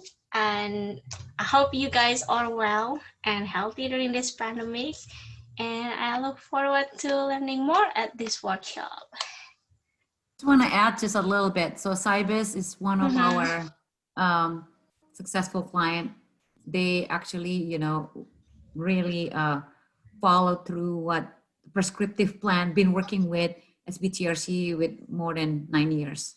So, and I know that they kind of like specialize working with a lot of agencies, but I know there are some banks people here. Maybe if you guys need some key locks or even like with other contractors. So I've seen Pacific Mark and other folks that probably required keys. Yeah, talk to Cybis. They're like really, really good. Like, I mean, literally, I took them to City of Medina one time. Right. 5-minute presentation to the contract officer at City of Medina. The guy's like, okay, we're gonna, you know, procure you guys. It's a small contract and then now it becomes like big. So, yeah, so this is I love the presentation, was very nice. The presentation was precise, it was clear. You're really seeing what they have, and I like that. Yeah, Thank Sharon. you. So when you land that big job, then you need the keys to secure your construction site. Talk to Cybis. I'll give you a discount. I'm looking at a project. I'm looking at a project right now for a complete complex. And you too, Deborah. I know that you guys are doing a lot of like federal contracts. So, well, thank you so much, Agrippina. So, thank you, Lily. Success story. Thank you. So without further ado, we're gonna start with our panel discussion today. So first, we're going to introduce our moderator today, Larry Trujillo with Gabology. Larry has extensive background in lending, both private and public. And Larry, please take a few minutes to introduce yourself. Sure. Most recently, I was with the Small Business Administration. I was hired in 2010 as their Director of Lender Relations for the Pacific Northwest. Then I had a stint in Washington, D.C. as the Director of Financial Oversight for the Small Business Development Centers. So from a government perspective, I do have 10 years under my belt. I really am more of a strategic management consultant. That's what I've been doing the last 30 years. With a focus on the financial industry. I'm an ex-banker, mergers and acquisitions, and international corporate. And I've just had the opportunity to structure some really good lending programs along the way, including serving small business. I'm really big on small business. I've participated on boards and commissions specifically dedicated to that smaller entity. So in the last 10 years, I've facilitated at least $3 billion, billion with a B, to small business. So I do have perspective, and I'm hopeful that through this webinar today, we can add value to all of you that are participating, and more specifically that those participants that have, I mean, this is your opportunity to ask us questions. I do know that what we're going to do is have our panelists first discuss who they are and what they're about. But more than anything, what the big takeaway is going to be today is for those of you that are on, remember who these panelists are, remember who the service providers are on here, and understand that the conversation doesn't stop after this presentation. You are free to reach out to us at any time to get additional insight, perspective, and consulting to ensure your success, especially as we try to recover from this horrible condition that we're in these days. Thank you. So Jimmy, would you like to do a brief introduction about yourself? Yes, Jessica, thank you. Good afternoon, everyone. My name is Jimmy Ng. I'm a senior business banker at Key Bank, and I wish I needed more keys from Cybus, but I'm working from home, so I guess I just need one key for everything. But no, so working from home, as a business banker, I get the honor of working with small business owners day in and day out. So this has obviously been one heck of a year. And the role that we as bankers play right now is more critical and more important than ever. And that's a role that we take very seriously. Been in banking about 17 years, the last 8 years here at Key Bank. And again, just working with a lot of small to medium-sized businesses. Also a large lender of SBA. So we really enjoy working with the SBA department on a lot of the lending that we do. And looking forward to hearing from everyone today on the panel. Thank you, Jimmy. Next, we have Cara from Integrity Surety. Thank you. Thank you, Jessica. Thank you, everybody, for joining us. My name is Cara Skinner. I'm taking your challenge, Jessica, being less than 3 minutes. So I work for Integrity Surety. I am your bonder today. I represent about 40 to 50 surety companies, depending on how you count. We represent hundreds and then thousands of contractors, helping them secure surety bonds, and we are licensed nationwide. If you want to know more about me and how long I've been doing this, which is now over 30 years, if you go to thebonder.com, you'll get my history and learn a little bit more about me, and you'll be able to contact me that way if you have any other questions. Thank you, Cara. Next, we'll have Billy, please. Hi, good afternoon, everybody. Billy Hunley with Umpqua Bank. So I'm a business banker with Umpqua, and really what that entails is just working with business owners every day like yourself, just trying to help, meet your goals, your financial goals, and help grow your business. But it's a single point of contact regarding the banking, lending, and any of the daily needs that a business may have with their banking. I've been in banking, specifically business banking, for about 10 years now. I've been in the industry overall for about 20 years. And then Umpqua Bank has a business banking division, just like similar to Keys, where we cater to small to medium-sized businesses, and we offer as the single point of contact for the business owner. Thank you, Billy. Next, we have Roland.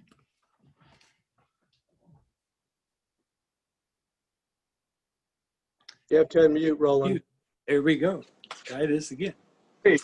Hello, everyone. I'm Roland Chaitan. I'm with Business Impact Northwest. That's a DBA for Seattle Economic Development Fund. It was previously DBA Community Capital Development. The organization has been around since 1996. I wasn't there in the very beginning. I was with another organization, but all in the same field, which is known as the CDFI field, Community Development Financial Institutions. It is a group of small business lenders primarily, and also technical assistance providers who have the same name, CDFI, as a sub-agency of the U.S. Treasury Department. That name came about and that agency came about in the mid-1990s as a conduit for federal dollars to flow into an agency, so then it could be given out as grants to a large number of small, mostly not-for-profit organizations who are doing small business lending to people who could know, and their businesses that could not qualify for regular commercial bank financing at that moment in time for a variety of reasons, which I'll go into later. In the beginning, there were probably about 80 organizations. So in mid-90s, now we are about 1,500 strong around the country. So we're a separate tier. We are mostly nonprofits, and we mostly work with businesses that cannot get regular commercial bank financing. Sometimes that's due to credit, sometimes time in business, sometimes other things. We're headquartered in Seattle, but we serve all of Washington State, part of Oregon. We also have technical assistance services that reach out to all those areas, as well as through to Idaho and Alaska through our Veterans Business Outreach Center, which is an SBA program. We also house one of Washington State's 3 women's business centers, so we can provide technical assistance through that entity throughout Washington State. And we do small business lending. It has limits. It goes up to $350,000. After that, we're usually partnering with other entities, and that will go on up to maybe $1 million. After that, you'll see us usually stepping back and letting a lead lender, usually a bank at that point, take over, although sometimes it's another larger CDFI group. And we work to get people bankable, but in the meantime, they have to go somewhere, and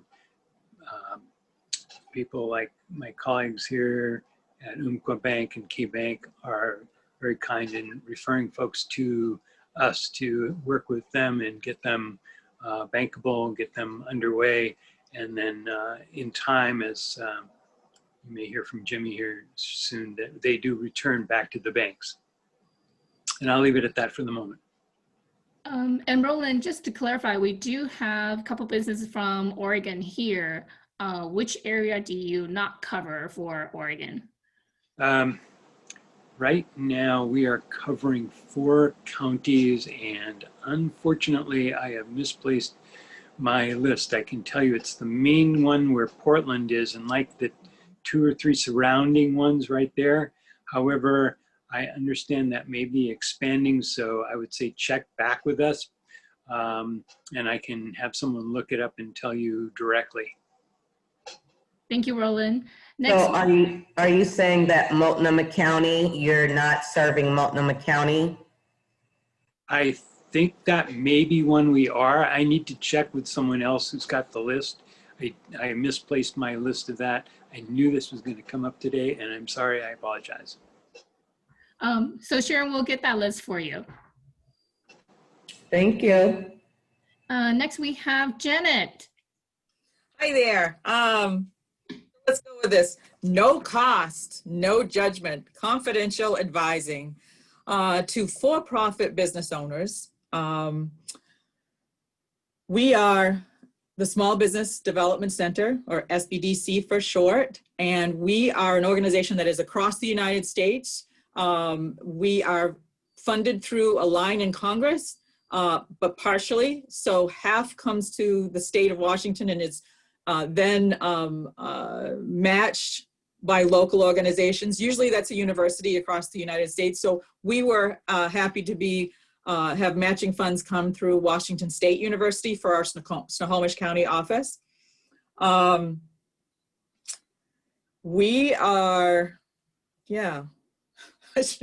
30 associates. I'm a certified business advisor. We are the only state in one of the very few states who actually make sure that our business advisors are certified in all aspects of the business financing and marketing and so on. And there are 30 of me across this state of Washington and 25 different locations. And basically what we do is we get the business owners bank ready and ready for whatever else they're going to do, getting a website and so on. So. And Janet, I believe there are your counterpart SBDCs in Oregon as well. Yes, I don't know them, but they are there. And I do know they are there. Yes. So reach out to them if you're in that area. And that was a question that came up earlier as to could I be servicing them? And I could, but the best for the client is to be in the area because we all offer local announcements to what we offer for webinars and any other things that are happening. And I'd be doing an injustice if a person is in Oregon and they're getting our stuff about what's going on. So go with what you are. So without further ado, Larry, we are ready to head into the panel discussion. Excellent. What I want to make sure that everyone understands also is we're going to try to keep this casual, respectful, and flowing. So the conversation is intended to be educational. I know, Sharon, earlier you had a few questions. I think at any point, it will be okay to ask a question. However, we're going to start it off with a few questions of our own. And I'm going to reach out to the panelists just to give us perspective. And I think this will be helpful for everyone that's participating, especially because we keep hearing the term resilient or resiliency. We're using it as part of the promotion for this webinar. What exactly does resiliency mean? And if you look it up in terms of a Google research, it's saying the ability to bounce back or to do it quickly, to recover quickly. You know, is that realistic? What I'd like to throw out to the panelists to provide us some perspective as to what resiliency means to you folks and what is it your respective organizations are doing to help, especially small businesses in the construction industry. Who wants to take that?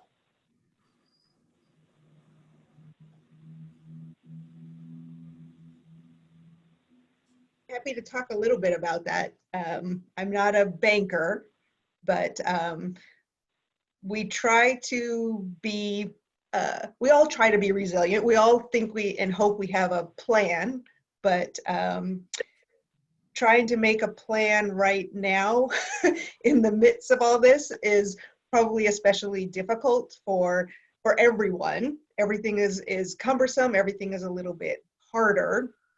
And I think being distant, socially or otherwise, again, adds another layer of complexity. We need to help each other out. We need to do this kind of stuff. We need to continue to participate. We need to continue to talk to people, ask for help when you need help, look for help. I think we need to come together as a community, all of us, and help each other out and be a resource if we can. And I am, like I said, I'm not a banker, I'm a bonder, but I'm happy to help in any way I can. If you have a plan, if you don't have a plan and you want to help make a plan for coming back or bouncing back, I'm happy to help in any way I can. And I think the rest of the community here would probably agree with me that they would also be a resource for you. Thank you. I appreciate that. I appreciate you stepping up to answer the question.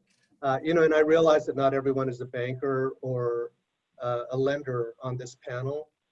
So with that in mind, I also want the participants to understand that, like them, you and your respective organizations are also facing similar challenges. So just to be mindful of that as we go through this conversation. But I really would like a perspective from a lender as well, so that some of the participants can understand what it is you folks are dealing with when it comes to resiliency within your respective organization. So I can speak to that a little bit.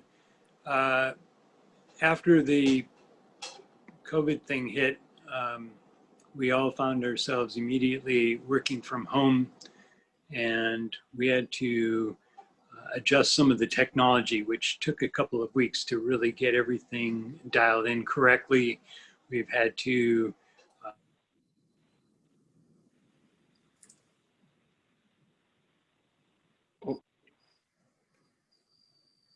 Oops. Unfortunately, Roland, you've frozen. You must be having that weather condition. There we go. We're referencing. Okay, here you go. yeah, our electricity just went out. I don't know if you can hear me. Yes. Okay, that means the remote thing that I'm on is using something other than the normal whatever. But yeah, I warned you all that It's Halloween. so here's an example of resiliency. I went to a different laptop today just in case everything crashed and I didn't have any electricity, and so it could go off the phone line thing, and it's actually working amazing. So we had to change up a lot of things and keep everything moving digitally and with Zoom calls, and we got everything back on track, and we didn't lose too many steps in the beginning. We quickly saw that there were a lot of clients who were not going to be able to make loan payments on time. We had to make a number of adjustments, and then we started to have to get word out to all of our clients about the SBA programs. First, the EIDL program, EIDL, Economic Injury Disaster Loan, and then after that, the PPP program. And so here's the biggest resiliency piece that we did. We knew that we were going to get a lot of PPP inquiries and applications, but we had no idea it was going to be as large as it was. And we started getting all of that information together and then trying to input that information into the SBA system as it came in to get everybody up and going. And what we found out was pretty astounding. Every time we would go directly into the SBA's E-Tran system, which is what all the lenders use to upload information to get an SBA guaranteed loan approval, we would be on there all of maybe 5 minutes, and we would get knocked off the system because the banks, especially the larger banks, were using some of the same portals and putting through hundreds of loans through like technology inputs all at once. And the infrastructure at SBA couldn't handle it all. And so if you didn't have the biggest sort of portal tube, you got knocked out. So in the very first limited round of PPP, I think we got 8 of them done. And we found out that some banks had done hundreds, some thousands of these loans.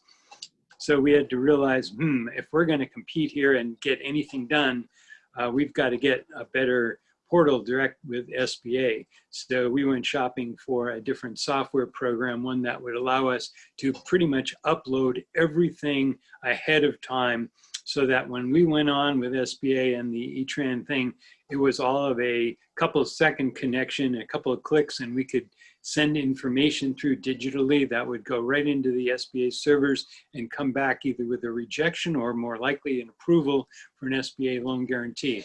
And so we invested quite a bit of money, thousands, tens of thousands of dollars actually, into this software system. We had to all get up and running within like a 10-day window. We were working huge amounts of hours to make all this happen, but it all happened.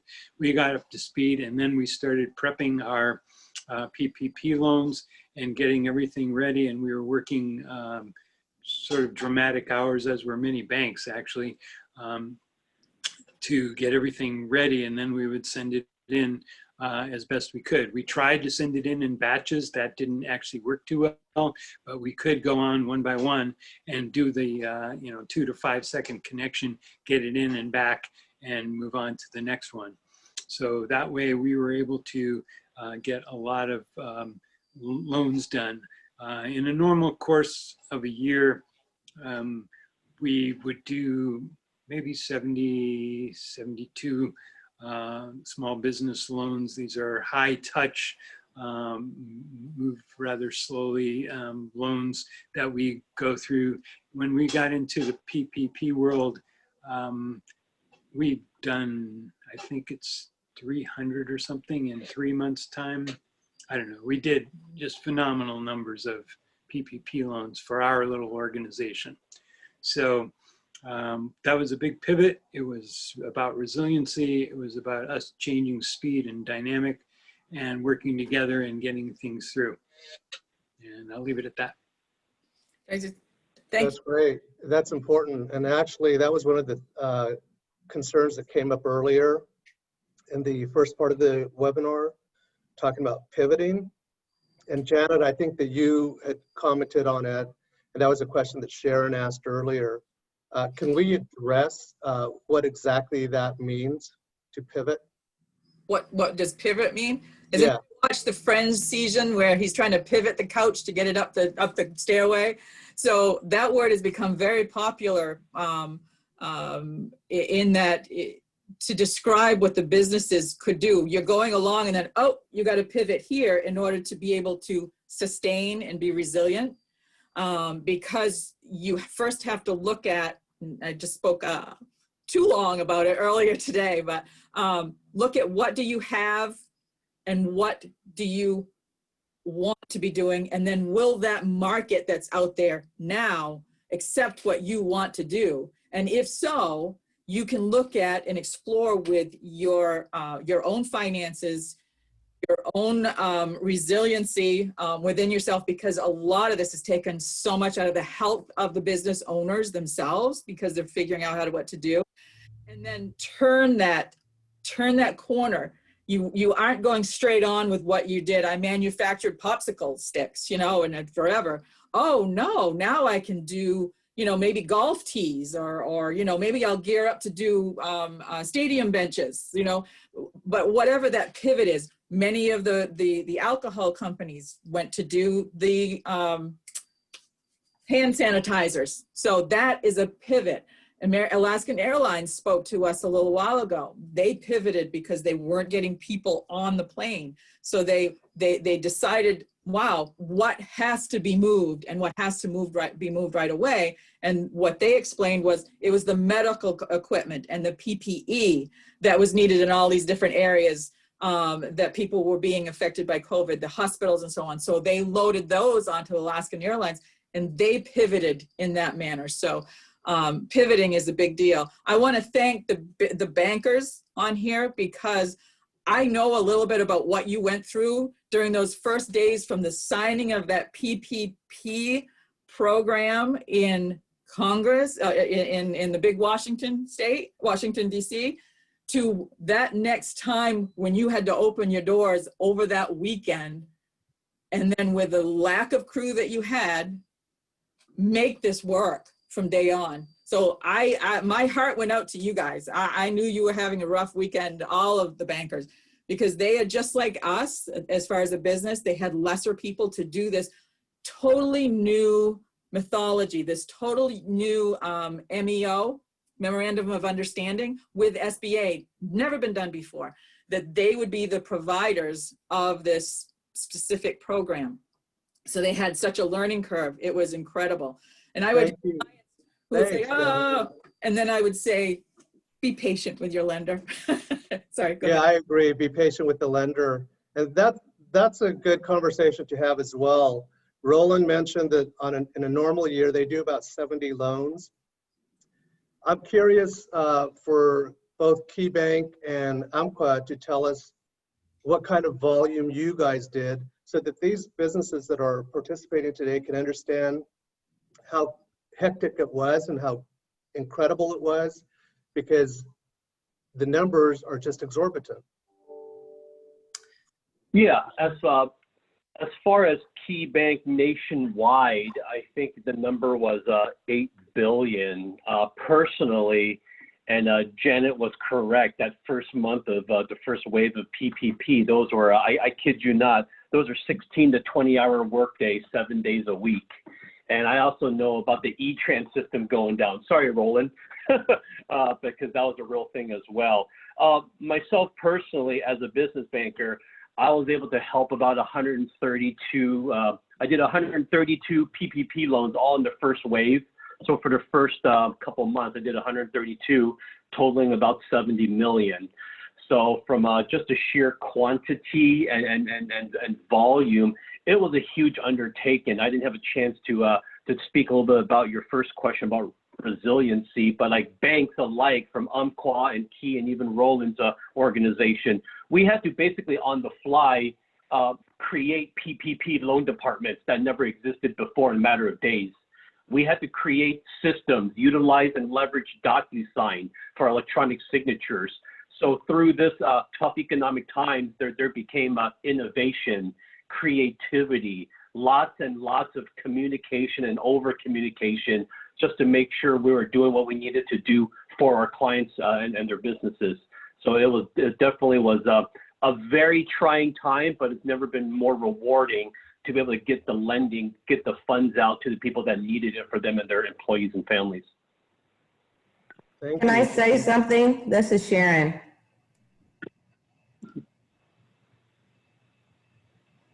Hello? Please. Please. Yeah. So I just wanted to say that the pivoting is nothing new for African Americans because we've been at the bottom. That's what we've had to do the whole time, is to be resilient and to figure out how to get in where we could fit in. And that's how I've grown my business over the years, is to, get in and, figure out different ways to get different contracts that we could convert our skills to and make things happen. But the real problem is that we can have all the ideas, but we still can't get any money. We can't get access to capital because people really, to me, I think is totally discriminating and biased. I feel like a lot of times we're blocked from getting capital and getting into different markets. Personally, as a woman in a non-traditional career and industry, many times I've just been outright blatantly discriminated on so many instances, and times that I've bid on projects and got my bonding capacity up to where I was able to get $1 million projects, and we were the low bidder. Many times they would put the project on hold and make up some excuse. So I really want to hear from the people on this panel of, how to hold these entities accountable for outright discrimination. I mean, I know that I've been ripped off for millions of dollars, and it's just been blatant discrimination. Sharon, I think what might be interesting is one of the things that you mentioned earlier is that you're creative, you're innovative. Now you've indicated that you've been pivoting, for the most part, your entire career. I think what might be a good opportunity, because you were looking at developing new sources, new revenue streams, maybe outside of the work that you do now, or with respect to the work that you do now, you might be able to put a program together that can generate revenue that helps you in this mission to help these various entities understand the impact that your inability to compete appropriately has been. I think that there might be a window of opportunity, especially with all the social challenges today as well. So I think if you're an expert at pivoting, let's see how we can monetize that and how you could partner with some entities that have the financial wherewithal to help you to grow that side of your business. Okay, I'd like to have that conversation with you, Larry, just to, later on to just talk about that, because there are some things that I'm looking at and there are some dollars available right now for RFPs to create those type of opportunities. Thank you. And that's what these types of organizations that provide TA, technical assistance, are intended to help grow these ideas, help you to grow these ideas. And then we have some wonderful lenders and bonding agents on here who can support the industry that is your main focus, construction. Yeah, because I'm not scared of anything. I've always been out there in the front, and so I'm able to pivot and put things together and make it happen. So We'll talk offline. Billy, can you give us some perspective on the impact that the PPP program had on you, on your organization? Yeah, so similar to KeyBank, I mean, we really had to, on the fly, just try to implement the program, as we went. I think we funded about close to $3 billion in total loans. The majority of our loans were lower. I think our average loan size was $50,000, which is great because we really got loans out to the people that needed them. We did bigger deals, but we also did a lot of micro deals too. So that really brought our average down, which is great. I think the volume of loans we did, is 100-fold compared to what we would normally do on an SBA, process throughout most years. As far as how we're working with our clients and working through these challenges today, we're really just trying to be, number one, responsive and accountable to our clients, and really trying to understand each client's individual scenario and how we can help. There are some businesses that are thriving, that have really adapted to this environment, and there's growth opportunity, and there's a need to access additional capital. So we're working with those clients and trying to see how do we help them grow. Clients on the opposite spectrum, if they have credits with us and there's opportunities to relieve some of those payments in the interim and try to work with them and try to get them through this time, we're doing that as well.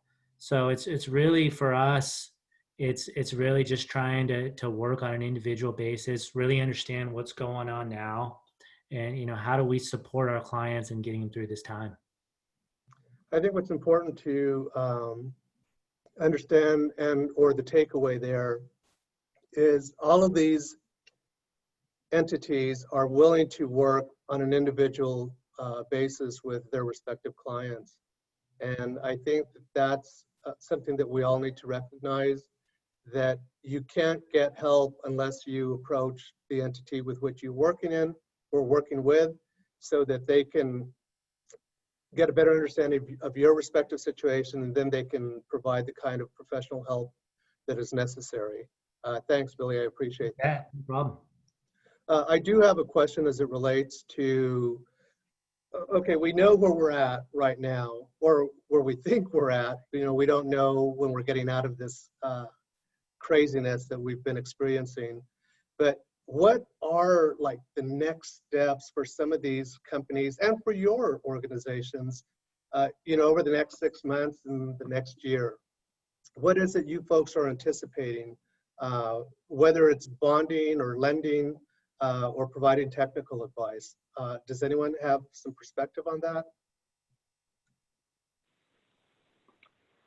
Well, in regards to interest rates, even prior to COVID hitting, the Federal Reserve and Jerome Powell, the Fed chairman, last July, so 14, 15 months ago, rates went down. So we were already in a decreasing interest rate environment previously to prior to COVID, and of course we had some rate reductions earlier this year as well. So we as a lender, we were working on a lot of refinances as well to improve cash flow for businesses as we look to rewrite some of our existing credits. When COVID hit, not only are we still looking at doing refinances for lower rates and better terms, but we've actually increased loan modifications. And in regards to the next 6 to 12 months, we are still working on either 90-day deferments on loans or a second round of deferments. So we're working through those right now, in addition to rate modifications, which is a little different than a refinance. Rate modifications are easier to do and allows business owners to take advantage of current lower rates than what they signed up for on their loan agreement previously.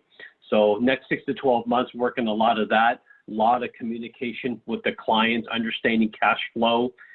We've been asking our clients, have you put together a pro forma or a 12 to 24 month projections and see where your expenses are and what revenues are coming in. So going through that, helping out with that exercise of let's work through this together. What does revenue stream look like? What are the fixed expenses? What's variable? What can we look at here can help you run a little bit leaner? Thank you. And it is a challenge, you know, just in general to do projections, especially when you're a smaller business. Is there any place that you're recommending that some of your clients go to get this kind of education or support? We have templates, and I think I got some of this paperwork, these templates from SBA, but there are some SBA templates that provide clients on cash flow projections, which are a lot of these simplified Excel spreadsheets to help smaller business clients kind of work through these numbers, not only for COVID, but when you're expanding or if you're a startup and need capital for the first time. It's the same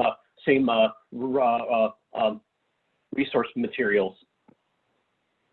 Great, and yeah, I understand that. I think that it's just more prevalent now that people have to feel like they really need to be prepared.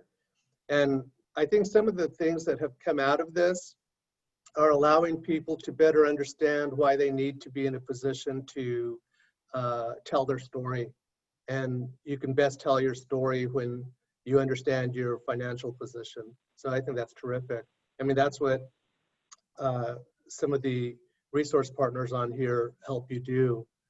Janet, with that said, you had a cash flow comment earlier that I thought was important, you know, and really basic. I think it's important just to share it again for those entities on here that maybe just haven't wrapped their head around what exactly cash flow means. Putting together a cash flow projection is basically what is going on with your cash in that business, cash. So how is it coming into your business? Is there one source of revenue or three? And the suggestion usually is to break those out if there's three so that you could really look at the residing expenses that go along with each of those three. And then knowing what is coming in and what is going out. And as Jimmy mentioned, there's fixed expenses and variable. You want to know what those are within your business because again, when Idle came, they were only looking at your fixed expenses as far as what monies you'd be getting. So knowing what those are and your fixed expenses are those that go on whether you sell a service or a product. They're still there, the utilities, the lease, all of that. The variable depends on what and how much you sell. The costs that are involved in making that product and specifically and getting it out the door.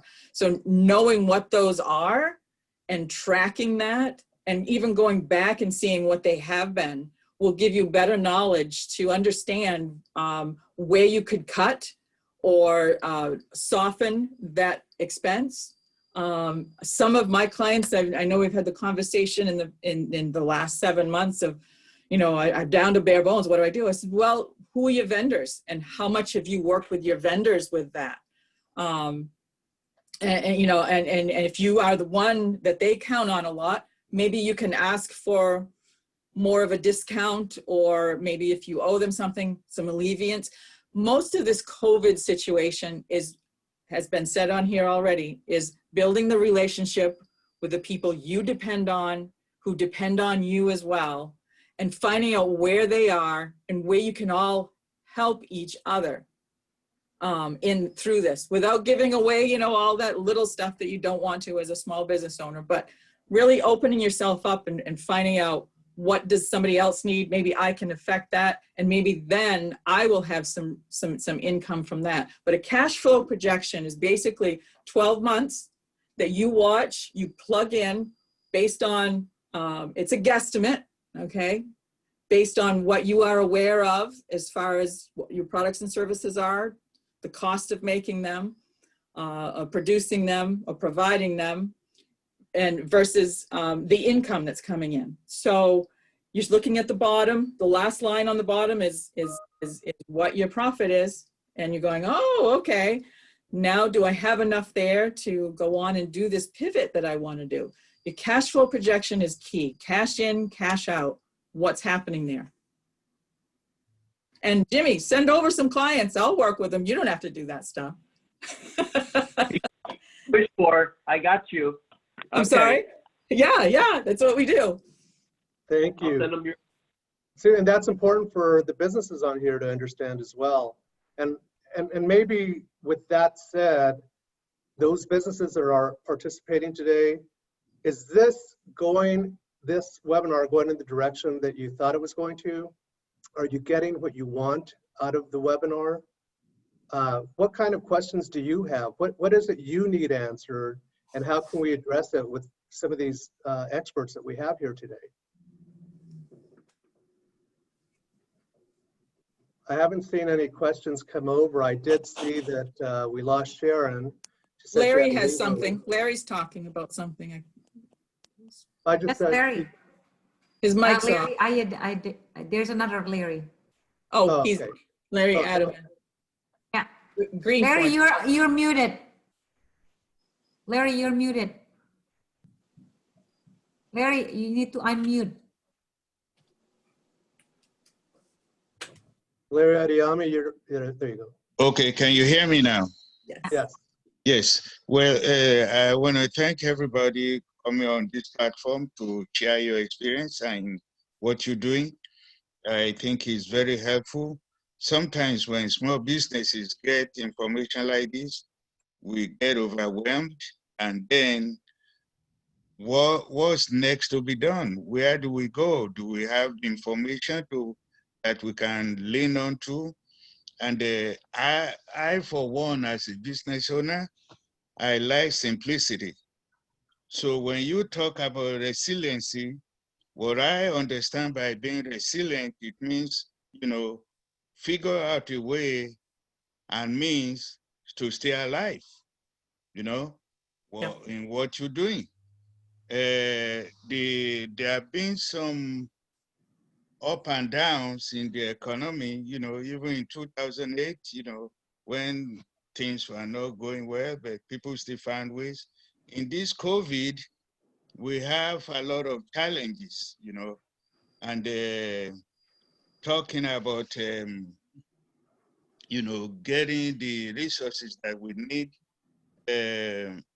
Where I hear a lot about inclusiveness, equity, and where does it come into the play? And that's one thing. The second thing is, for Larry, you are facilitating this. I like what you are saying about strategic business development, and I would like to follow with you on how to put things like that together, because my business is potentially growing, but I don't, I want to find a way to really figure out what is it that we can do to scale up, okay? And how to find the ways and means like finance capital to grow it, So that's where we are right now in terms of my small business. Thank you. I appreciate that. And certainly that's part of the takeaway. As I mentioned, as we first started, this webinar is not only intended to get some perspective right now, but it's intended for all those of us on here participating today to help.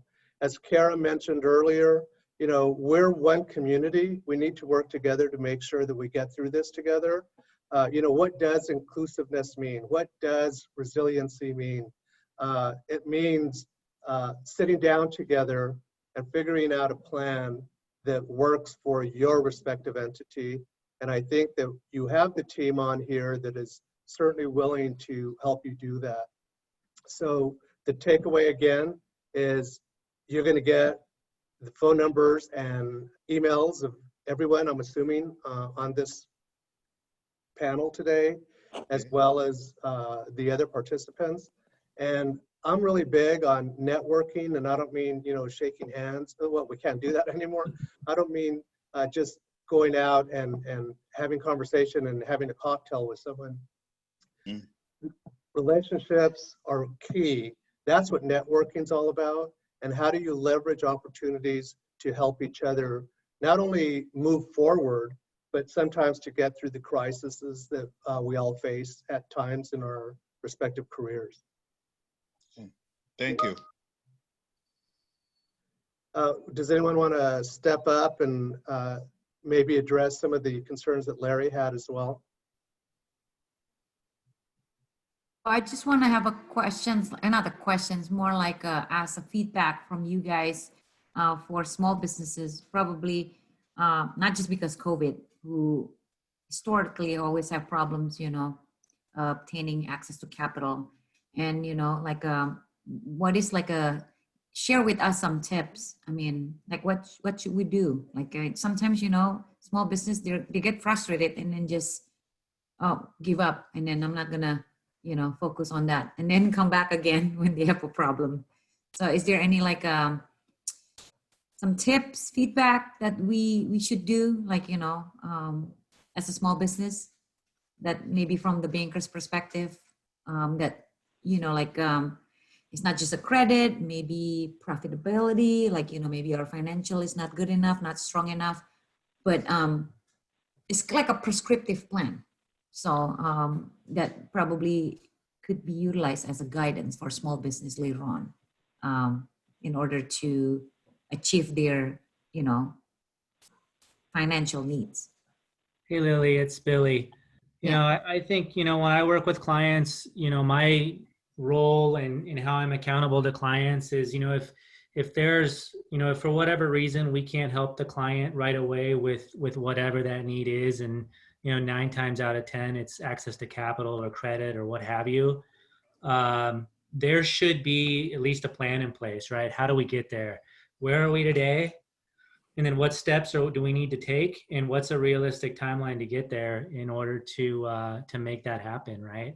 So if you have a relationship with a banker or lender current day, and you don't feel like there's a game plan or a map that's that's drawn out to get where you need to be, then that's maybe a relationship that you need to think about and revisit, because the answer ultimately, right, it's not always going to be yes right away, but there's got to be a plan to get there. How do we get there? And that's how I view my role, is I engaged along the way, checking in, helping advise as we move forward. And then the other part of it is just the engagement of the owner of the business, which the owners are always engaged in my in my experience. So it's really about having a responsive banker that's accountable, and not accountable is always saying yes, but accountable is, here, what's the plan? How do we get there? How do we create it together and make it work? You hit it right on the head. You got to have a plan. Even if it doesn't need to be 32 pages long in a leather-bound book, it's got to be 10 bullet points, and you're checking them off as you are accomplishing some of these objectives. You want to make sure, to address your question, Lily, that you've got some kind of focus and direction as to where you're going. Billy mentioned a map. Everybody knows how to read a map for the most part. You plug it into your vehicle nowadays or into your phone, and it helps you get from point A to point B. That's exactly what you need. Everyone needs from a business planning perspective. If you don't know where you're going, or you don't know how to get there, and or if you don't see what some of the challenges in the road construction that are taking place along the way, then you're not going to have as much success as if you had a plan. So as long as you know where you're going, it's a little bit easier to get there. So that is, I think, first and foremost important. But also, people need to understand, whether you're business or individual, that there's ample money out there. There's a lot of money out there for businesses and individuals. Sometimes you're either knocking on the wrong door, or you're not ready for the $5 million loan, but you might be ready for the $50,000 loan that's going to take you to that next step to allow you to prepare for the $5 million loan. At the end of the day, there's plenty of money out there, and banks are in business to lend money, and that's what banks do.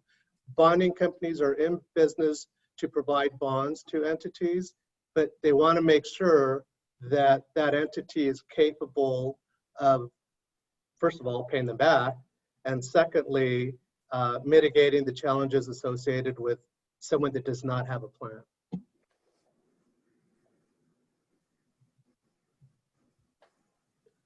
I see you nodding your head, Jimmy. Do you have anything to add to that?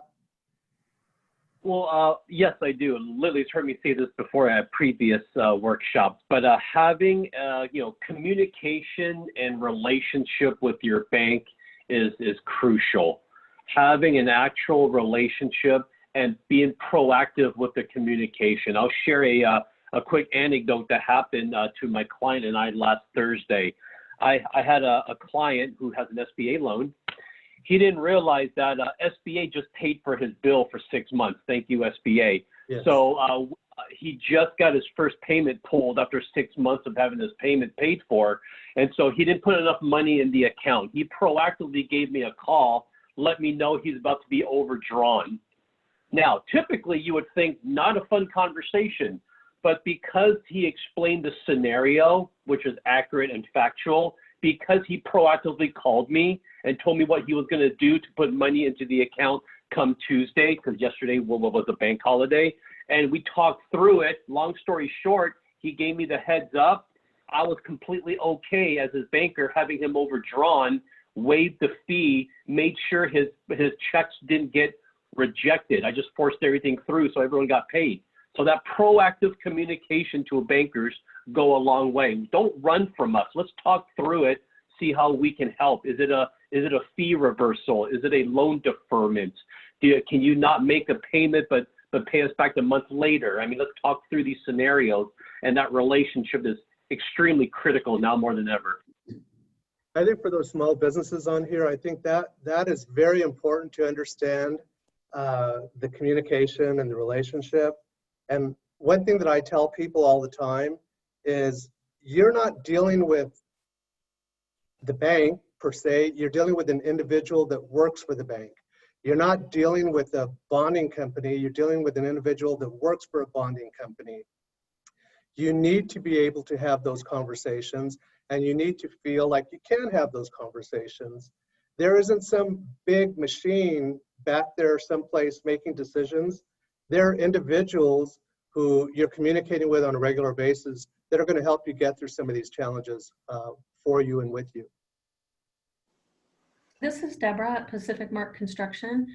I would say to that, every time I go into my bank, there's a new banker.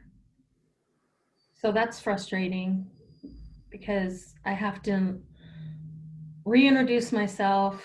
The tellers that have been there forever yet, they'll be like, do you have an account here? And I'm thinking, I have 7 accounts here. Like, maybe I shouldn't be banking here. I don't know, right? But Deborah, that's interesting. You just asked yourself the question, right? If you're working with an organization where the turnover is excessive and you need to explain who you are, it is every time you go in there, that's a business decision. You know, are you at the right place? Are you working with the right entity? Do they even know you if you needed help at some point, right? Much less do they know you now that, or before, you know, when you'd walk in and they didn't know who you were when you were making a deposit, for crying out loud. So I think it's important that's part of the planning process as well, for you to reassess what your relationship is with your respective financial institution, and then maybe make a determination as to what it is your needs are and where they can be better met. And I never discourage someone from maintaining a relationship with their respective banker, but if you've been banking with them for a while and the turnover is so great, and more importantly, I think you might be dealing with the retail side. if you're dealing with the retail side, that seems to be an issue often. Maybe you're at the right bank, you're just dealing with the wrong division.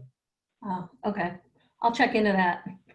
But one other question I had for Janet is when you talk about the cash flow projection, are you talking about like a budget? Or is there some kind of report in QuickBooks or some Excel spreadsheet that would help us create that? Yeah, actually, there are many variations of cash flow projection forms or templates to use. And what I work with clients is I start them out on a very simple one. Mm-hmm. You can Google cash flow projection simple, or you can Google me. I have one that's just a PDF that I send out and you can handwrite it out. There are Excel cash flow projections. Each bank usually has its own that goes along with the commercial loan application process. So, but what I say to my clients also is find the one that feels comfortable to you, because if you do, then you will use it. And that's the whole purpose behind it, is that you will use it going forward. So, and again, I'm so old and I try to find something fun because this stuff is real Snoresville. It really. So I try to make the cash flow projection a little fun. So I have little things that I do with clients, but just get a simple one, look at it. There are instructions that come along with them. Sometimes you can Google the instructions on how to put together a cash flow projection. And if you have questions, go to your banker with it. Find you're in Oregon, right?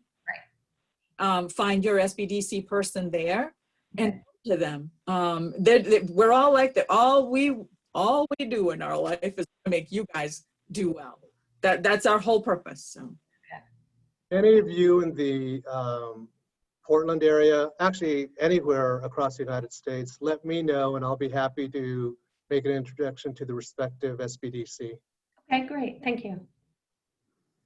I just want to add a little bit. So I know that Deborah was asking me, I know that she shared with me before her frustration with her bankers.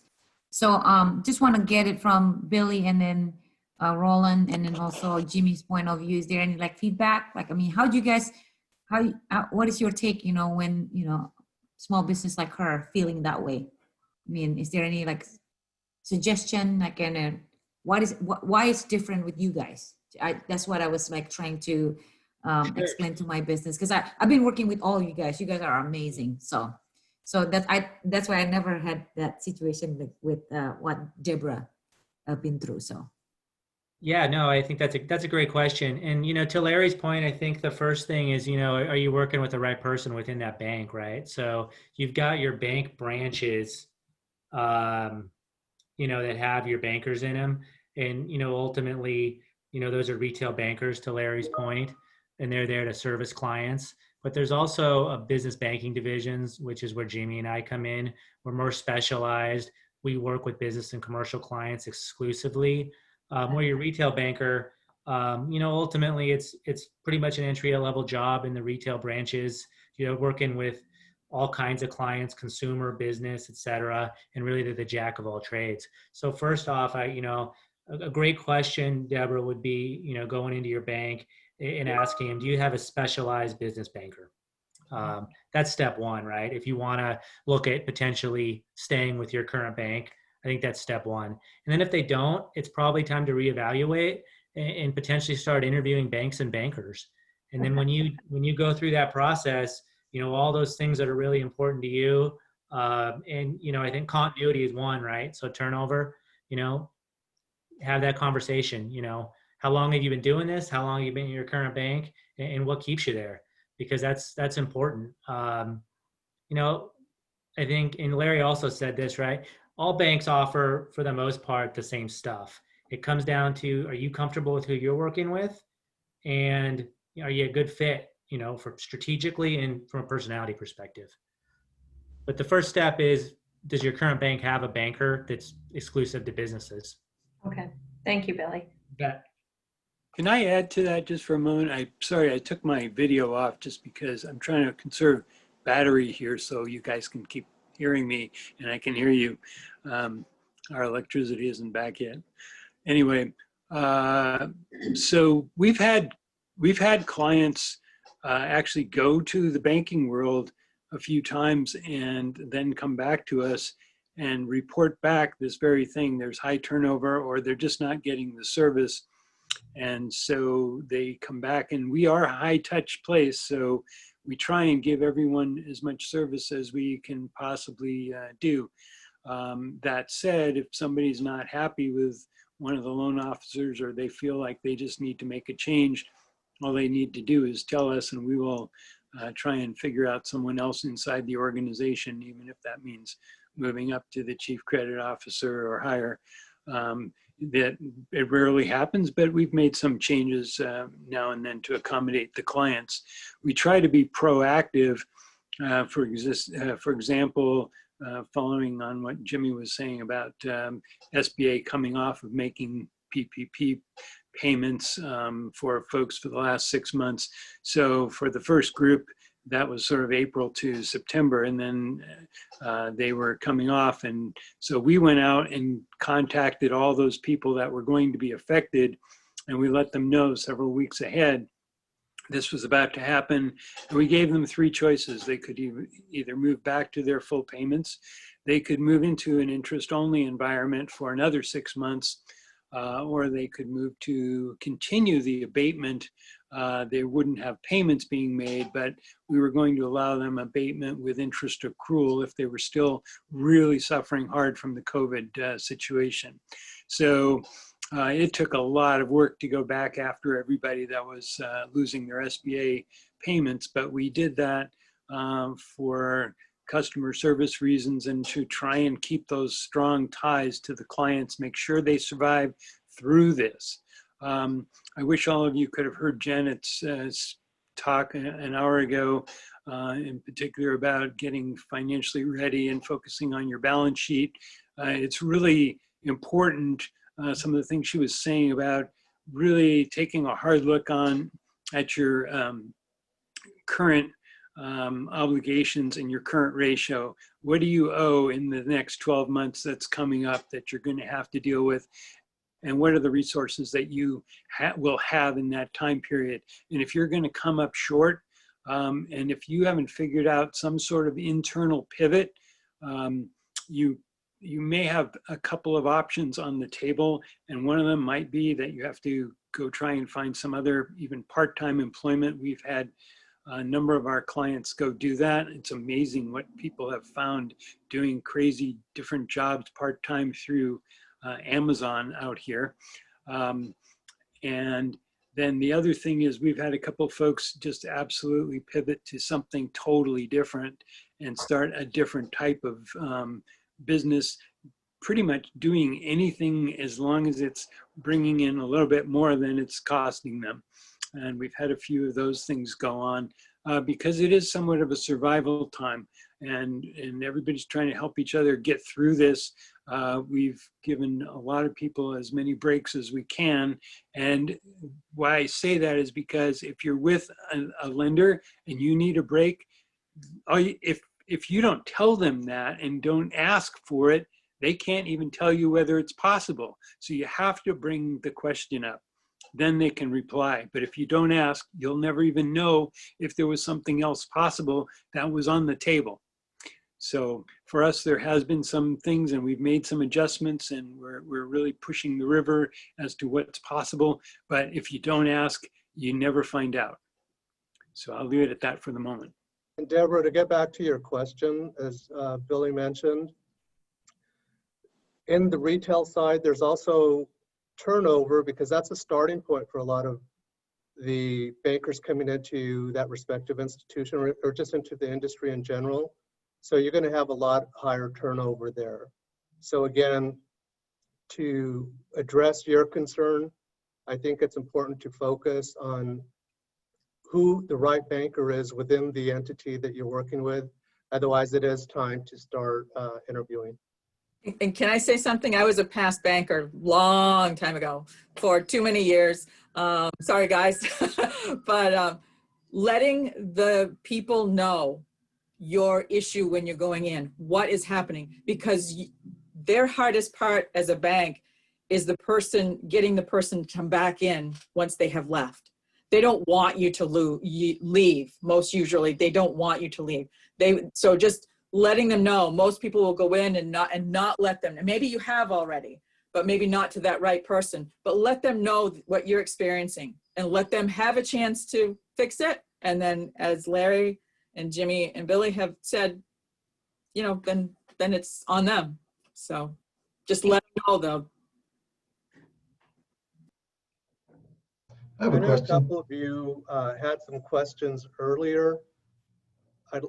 I see that someone just raised their hand. Why don't you go ahead and ask that question? That's me.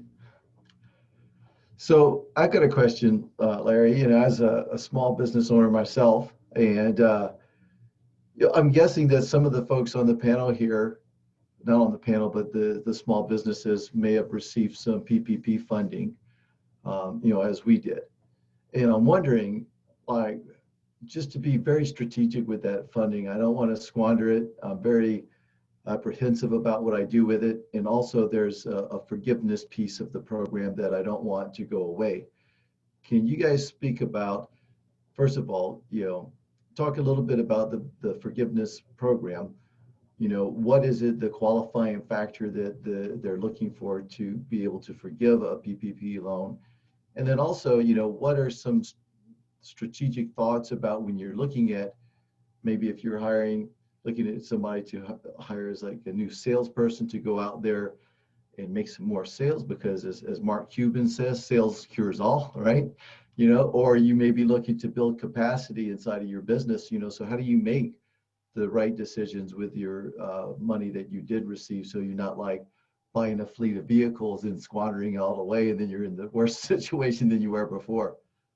Carol, actually, it's important to understand what the parameters are, and I will let the bankers speak to that, because the bankers are the ones that are going to make the decision if it goes, even if it goes to the SBA in terms of forgiveness. So I am hopeful that you're not squandering it, first of all, and I'm hopeful that you utilized it for the purpose intended. But bankers, why don't you let Carol know how he must address the forgiveness issue? Sure.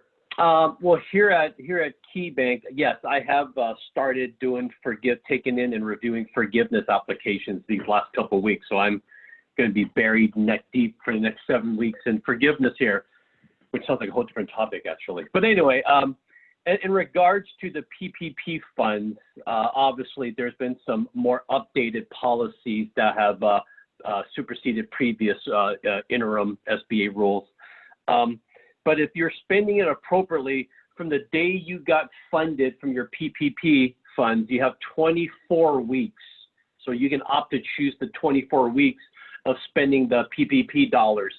At minimum, 60% need to go towards payroll, and the remainders can also 60% or higher for payroll.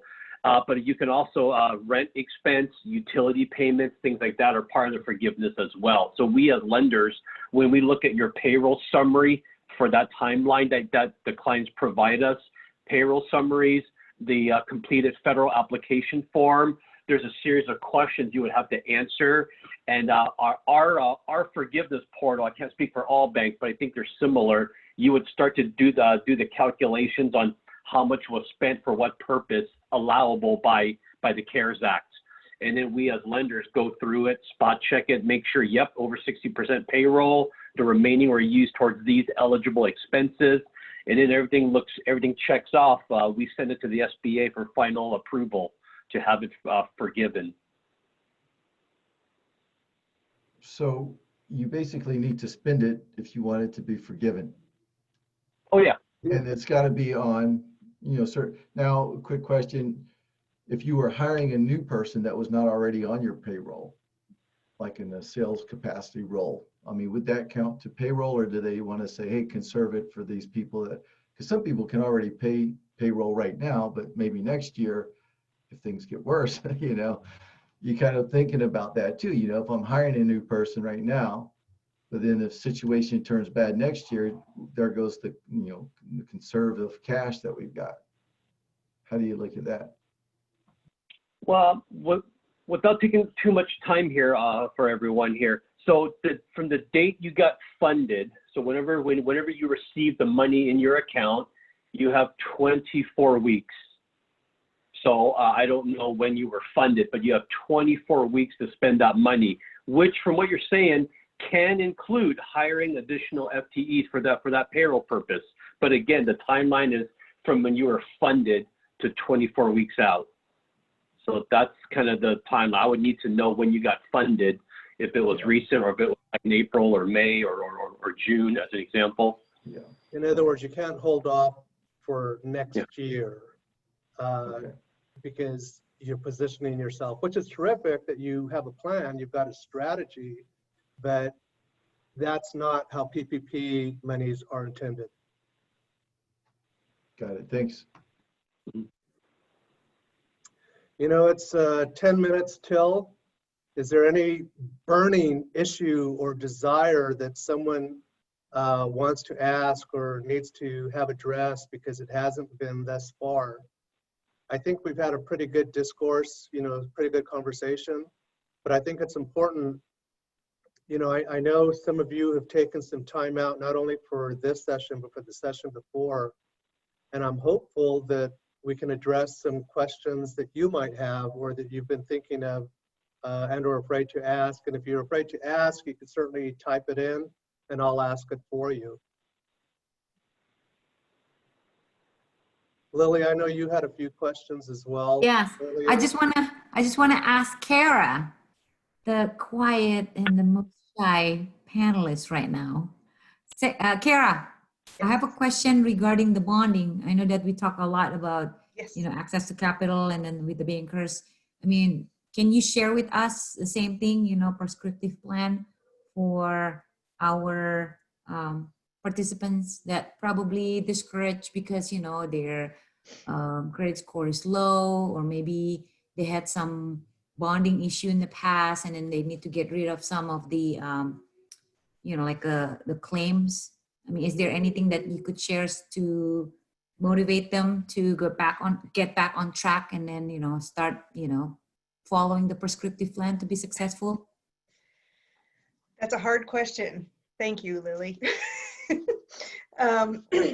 So Surety actually follows very similar processes that the banks follow in our underwriting. We're looking at financial statements, we're running credit and so forth. And if you've gone through the process, you already know a little bit about that. So a lot of what the bankers are saying and suggesting is going to be helpful for you as a business. It'll be helpful for cash flow and your relationships with the bank, but it will also be helpful for your surety bond program. Whether you have one or not, it's going to be helpful. Having a plan, everybody was kind of talking about having a plan, and every plan is going to be very unique to every situation. I think in a lot of ways, I think we're all in the construction-ish industry, I think, here, and really we've been really lucky. I know it doesn't feel like that sometimes, but we're not totally out of business. A lot of my contractors that I've been working with have been able to, they may have been, shut down, or some of the jobs have been shut down, but for the most part, they're slowly getting things back rolling again. If you have credit issues, you need to know what they are. Get a copy of your credit report. It is free. Lily can help you with that. Get a copy of your credit report. If you're not sure what's wrong with the credit when you look at it, Lily or I are happy to help you take a closer look at that and help you with that. When you guys were talking about looking for a new banker, something that I usually try to suggest to the contractors is try and find a banker that understands your business. And I think you guys worked on financial statements or talked about financial statements a little bit. Doing financial statements for contractors is very unique. You know how unique your business is. And having a banker, a strong relationship with a banker, super important. But if you can find a banker that understands your business, it's going to make that relationship that much stronger. If you're in a position to apply for and get a line of credit, a working capital line of credit, even if it's a small line of credit, I suggest trying to do that, even if you don't need it, especially if you don't need it. Because if you don't need it, you're more likely to qualify for a line of credit. And having that as a backup is going to make could potentially make a big difference in your future. Trying to get a bank line of credit when you really need one is going to be a lot harder than applying for a bank line when you don't need it. And then you're solidifying that banking relationship as well, right? You're communicating with your banker, you're giving them all, basically laying out your whole financial picture for them on a regular basis, and that continues to strengthen that banking relationship. So something else that's unique on the surety side, if you can qualify for surety credit, a tool that I've been trying to, or another product actually that I've been trying to teach people about is the release of retainage bond. If you have contracts and retainage is being held, if it's being held for 30 days, this might not be a product for you. If you've got a lot of retainage being held for a really long time, we have surety companies that can write release of retainage bonds, so that either you get that retainage back early, or your draws are fully paid out to you and the retainage is not being held back. Something to think about, or talk to your surety bond producer, your surety company, ask them if it's something that they can do for you. It's worth asking. And I think somebody else mentioned that earlier. You need to ask. And sometimes we don't even know the questions to ask, but talking and communicating is huge. I think, was it you, Jimmy, that said that you had somebody knew they were going to make a late payment and they called you. That's so huge, not just for bankers, but for your surety bond producer, for your subcontractors, for your suppliers, for your owners. Tell them what's going on. This is happening to everybody right now. And I think people are more open-minded and ready, and especially if you've already developed that relationship, it's going to make a big difference if you can be honest and forthright as much as possible. Thank you. I do have a follow-up on the retainage issue. Is that like selling at par, or are you discounting the position that these entities are in? So a release of retainage bond is a separate product and a separate bond. If you have a contract, a construction contract, and there is a holdback, a retainage holdback of 5 or 10%, it's normal in regular contracts to have a small holdback, and then at the end of the job, that retainage is released as long as you've completed everything and filled out all the paperwork and so forth. Sometimes that retainage can be held, especially if you're a really low tier, and I don't mean low as in bad, but you're down the line of where the owner's giving the contractor money. Maybe that whole job has to be complete before you get your money. So it could be years. I see somebody shaking their head. So you felt that, right? So what this bond does, it's usually somewhere around 1%, and it's a bond on just that retainage. So if your retainage is only, let's say your retainage on a particular contract is $50,000, we would write a bond for the $50,000, and then you give that bond to either the GC or the owner. They hold that as sort of like a deposit, right? They hold that, and they will give you, as a contractor, they give you that retainage. They don't give you all up front if you haven't completed the job. If you have completed the job and you've been waiting, then they should release that right away for you. That's wonderful. That's leverage. I'm big on leverage. And when you think about it, if it's more than 1%, if you can borrow the $50,000 at less than 1%, because now money's practically free, it's a business decision you need to make. And also, if you're going to get the retainage quickly within 30 days, it might not be worth the premium to pay for it. So, but it's something to think about. Talk to your surety bond producer, your surety company, get a quote. That's free. And then you can make an informed business decision with that. So Lily, it's almost time for us to say goodbye, but I think she said something that's very important. Money nowadays is relatively inexpensive. There's lots of money out there. You've got to be knocking on the right doors. And with that, I'll turn it over to you, Lily, to say goodbye to all of us.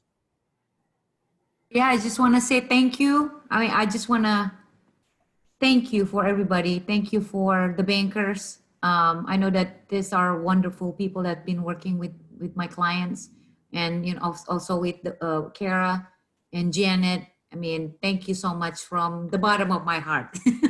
So I just want to say thank you for your time, and thank you for helping our clients to understand the financial aspect, and then not like giving up on them. So I think that's the key. Because like, I work with a lot of like firms, and they feel like, oh my God, Lily, it's so hard now. It's getting harder. But I just want to say thank you. And then I want to say thank you for all the firms for being here. And please talk to us if you want to talk to Larry, if you want to talk to Kara, Jimmy, anybody, even Carol and Janet, please let us know. At the end of the day, we're here to help you.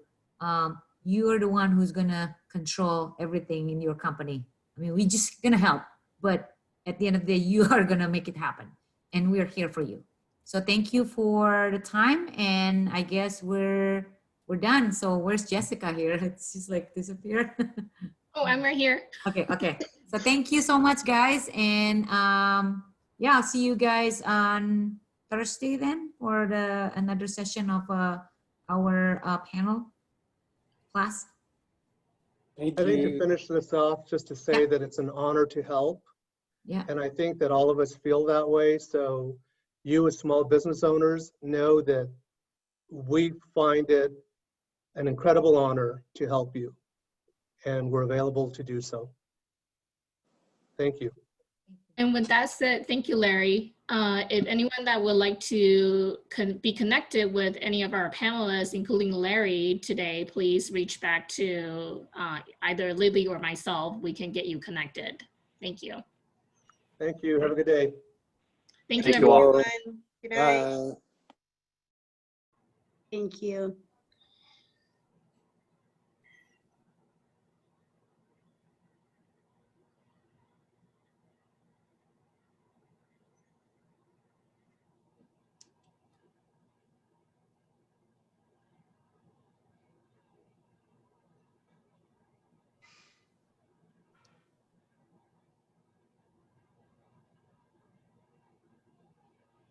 Hi, Ophelia. Thank you for hanging in there. I think Lily logged off by accident, so I'm trying to get her back on. Oh, thank you so much. Should I just, you want me to start my video, or I mean, without video, I don't know. So why don't we, if you need to run to the restroom or get some water, take a few minutes and then don't log off. All right, perfect. Thank you. Thank you so much.